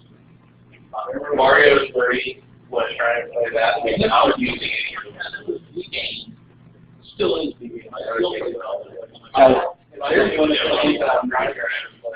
I played mine. I'm still on one. Medivia. Yeah. Yep. I haven't played in a while, but I tend to lose it. I'm on Mediva. I have a character on there still. A hero level character. What? Medivia. To Mud. Multi-user done. I got addicted. I was addicted to Mud from like an age like 15 to. That copy is hype. It taught me to type too, and type fast too, and write macros and little batch scripts, and I mean, I learned how to script. That was great. And those things make me angry. We need to use the exact right word. Or how do you keep graphing a word never to your computer? Because when you get one of those mailers, if you don't graph it out, you never find it. Well, unless you buy a Mud mapping shop, or you write your own. I just do graph paper. Or of course, use the stuff that's already out there for media. Yeah, well, Mediva's gotten so freaking big now. It's funny, baby, 500 players per day. The one we just did is A. Now we're going to do B when we're ready. Is everybody ready? Yeah, ready. All right, so go ahead and strip a couple inches off your other cable. Yeah, Mediva was a big thing. I remember my first year teaching here in 1996. I had a class, a bunch of geeks in that class. A couple of them I was still friends with. And they, I was teaching the introduction to the internet. And this is freaking boring, man. I hated that class. So I instead of teaching really, I taught all the obscure internet stuff, like IRC chat and you know, how to build an IRC chat server. And now you're going to do orange, green, blue, brown. Orange, green, blue, brown this time. Instead of green, orange, blue, brown, orange, green, blue, brown.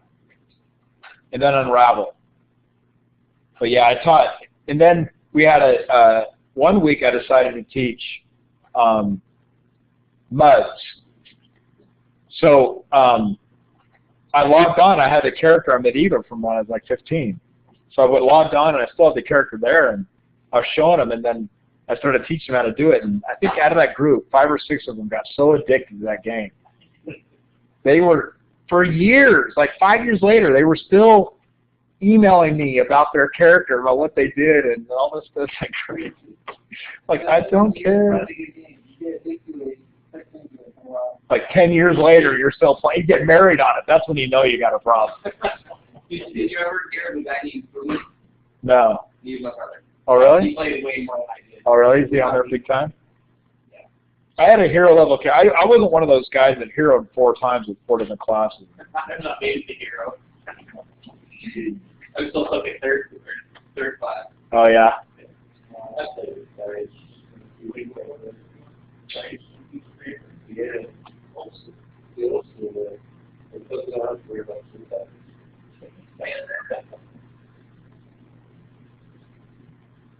See, that was before. I actually remember not having video games. I had the first video game I had was a handheld little computer for Sub Hunt. I was probably 8.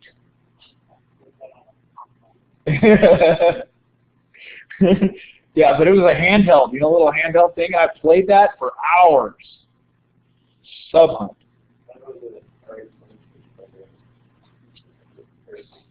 The first system that my dad brought home was Pong. That's what I got, was Pong. So you think you guys had it cool. When I was 10 years old, I got a Pong. And basically it was just bouncing a ball across the screen. That's it. I remember was only 12 years old, and I asked him a couple of weeks ago, do you know what a floppy disk is? And he goes, no. I'm like, oh my God!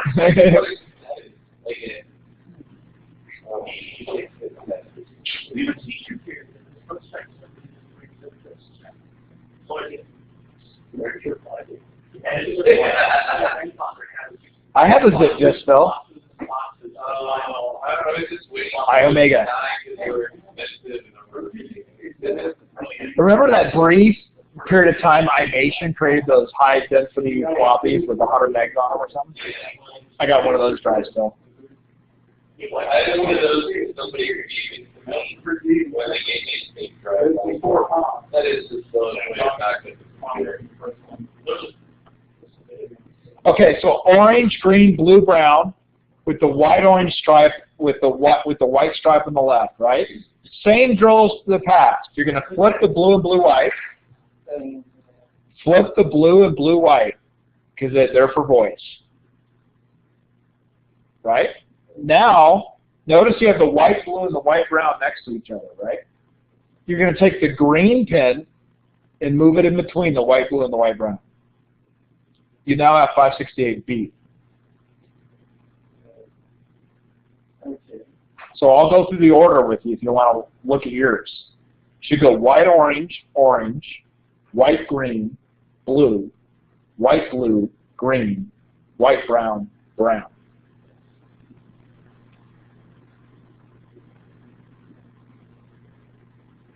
Do you follow me? Okay. No, white, orange, orange, white, green, blue, green, white, brown, brown. Make a ribbon. Make a ribbon. Punch it into your RJ45. Yes.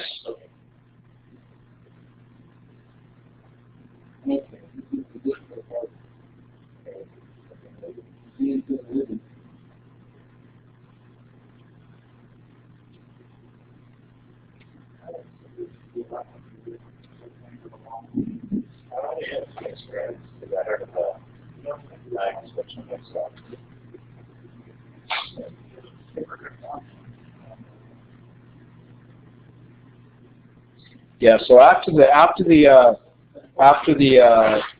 Pong, I got a Radio Shack TRS-80. That was the next thing. We got a Wang computer. That was a big deal.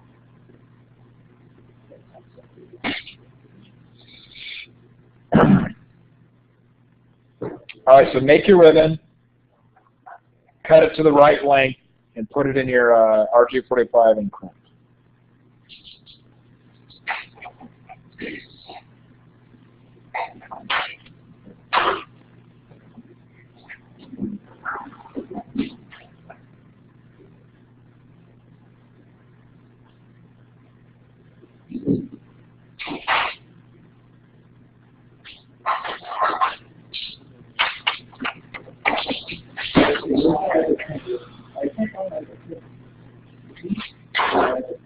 The RJ45 thing, there's another one up here.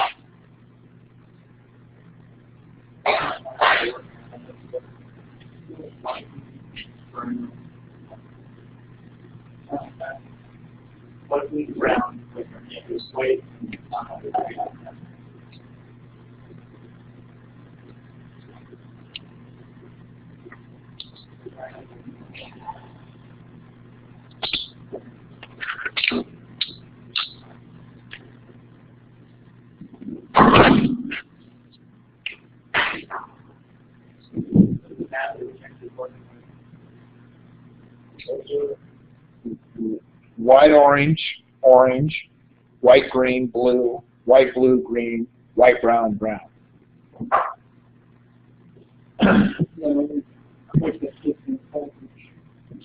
If you don't hold your thumb and forefinger down really, tightly, you'll lose it.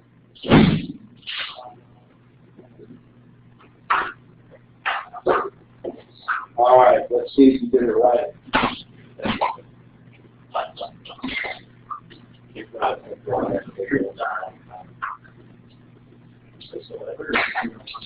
In a long time, no, I've had to learn a little. This gets really old. Especially when they buy the that are too small because they cheap out when it's Home Depot. Yeah. And you like force it in there. Or you've got square edge ones, the brown cable. Yeah.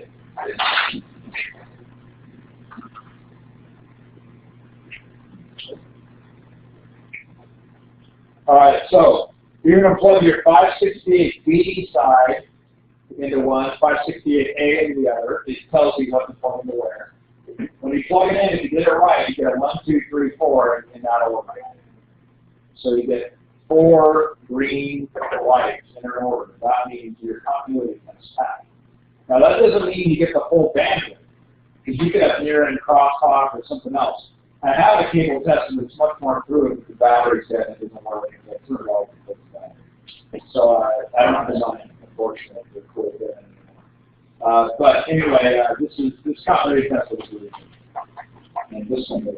If you don't mind, don't leave these here, because it screws me up bad when I have a bunch of non-working or processing cables mixed into the base.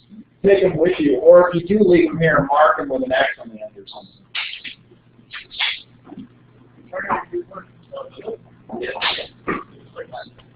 No, this one's not. It's used 568A, I want to do on the other. Oh, you get to use these, but on A, I'm not there.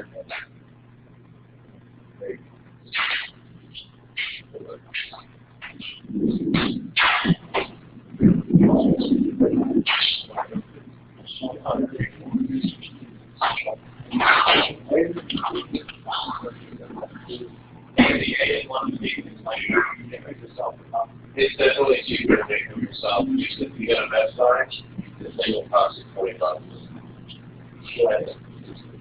Make it yourself, this will cost you like $2. Yep. For free.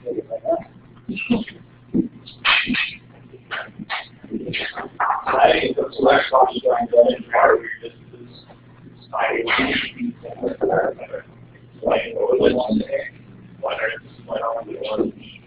Yeah, white, orange, white, blue, blue. So, white, orange, white, green, blue, white, blue, green, white, orange. It's passing that up. That's another one you want to use another. There's no thinking like me. That means you have open pairs. I can't believe you have all 4 open. That's kind of hard to do.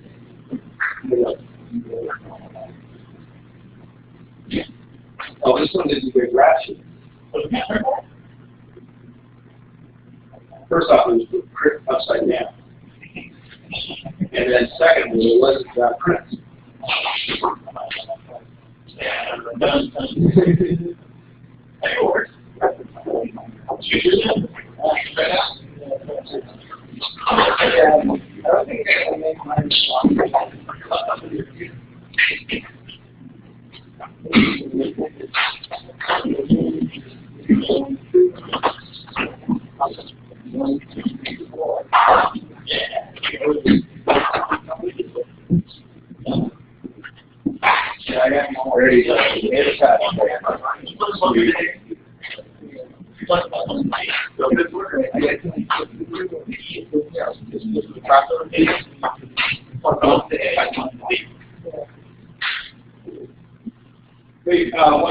When you do finally get it to work or you give up, make sure you put your tools back up there and the cable stacks and go in the trash. And if you get it to work, you're welcome to keep the cable. Or you can just keep the cable anyway. You don't want broken cables.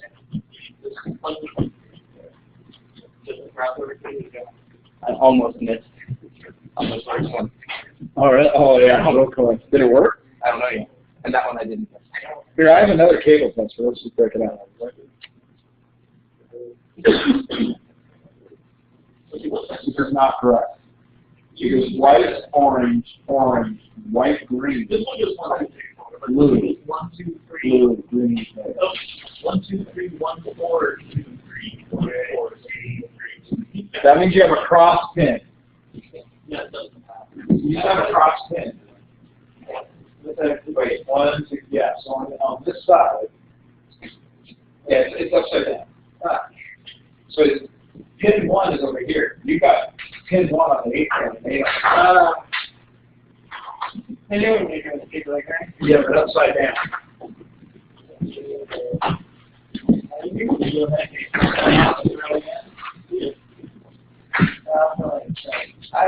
Yeah, you can't really pull that.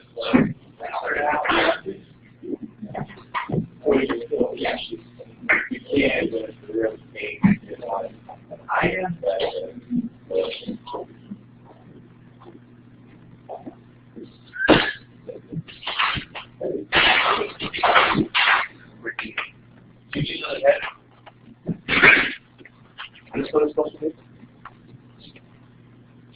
Yes.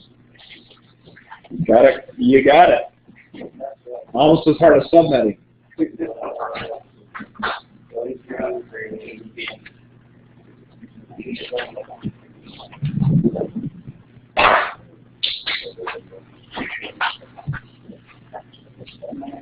Of course, that first is probably not going to last very long.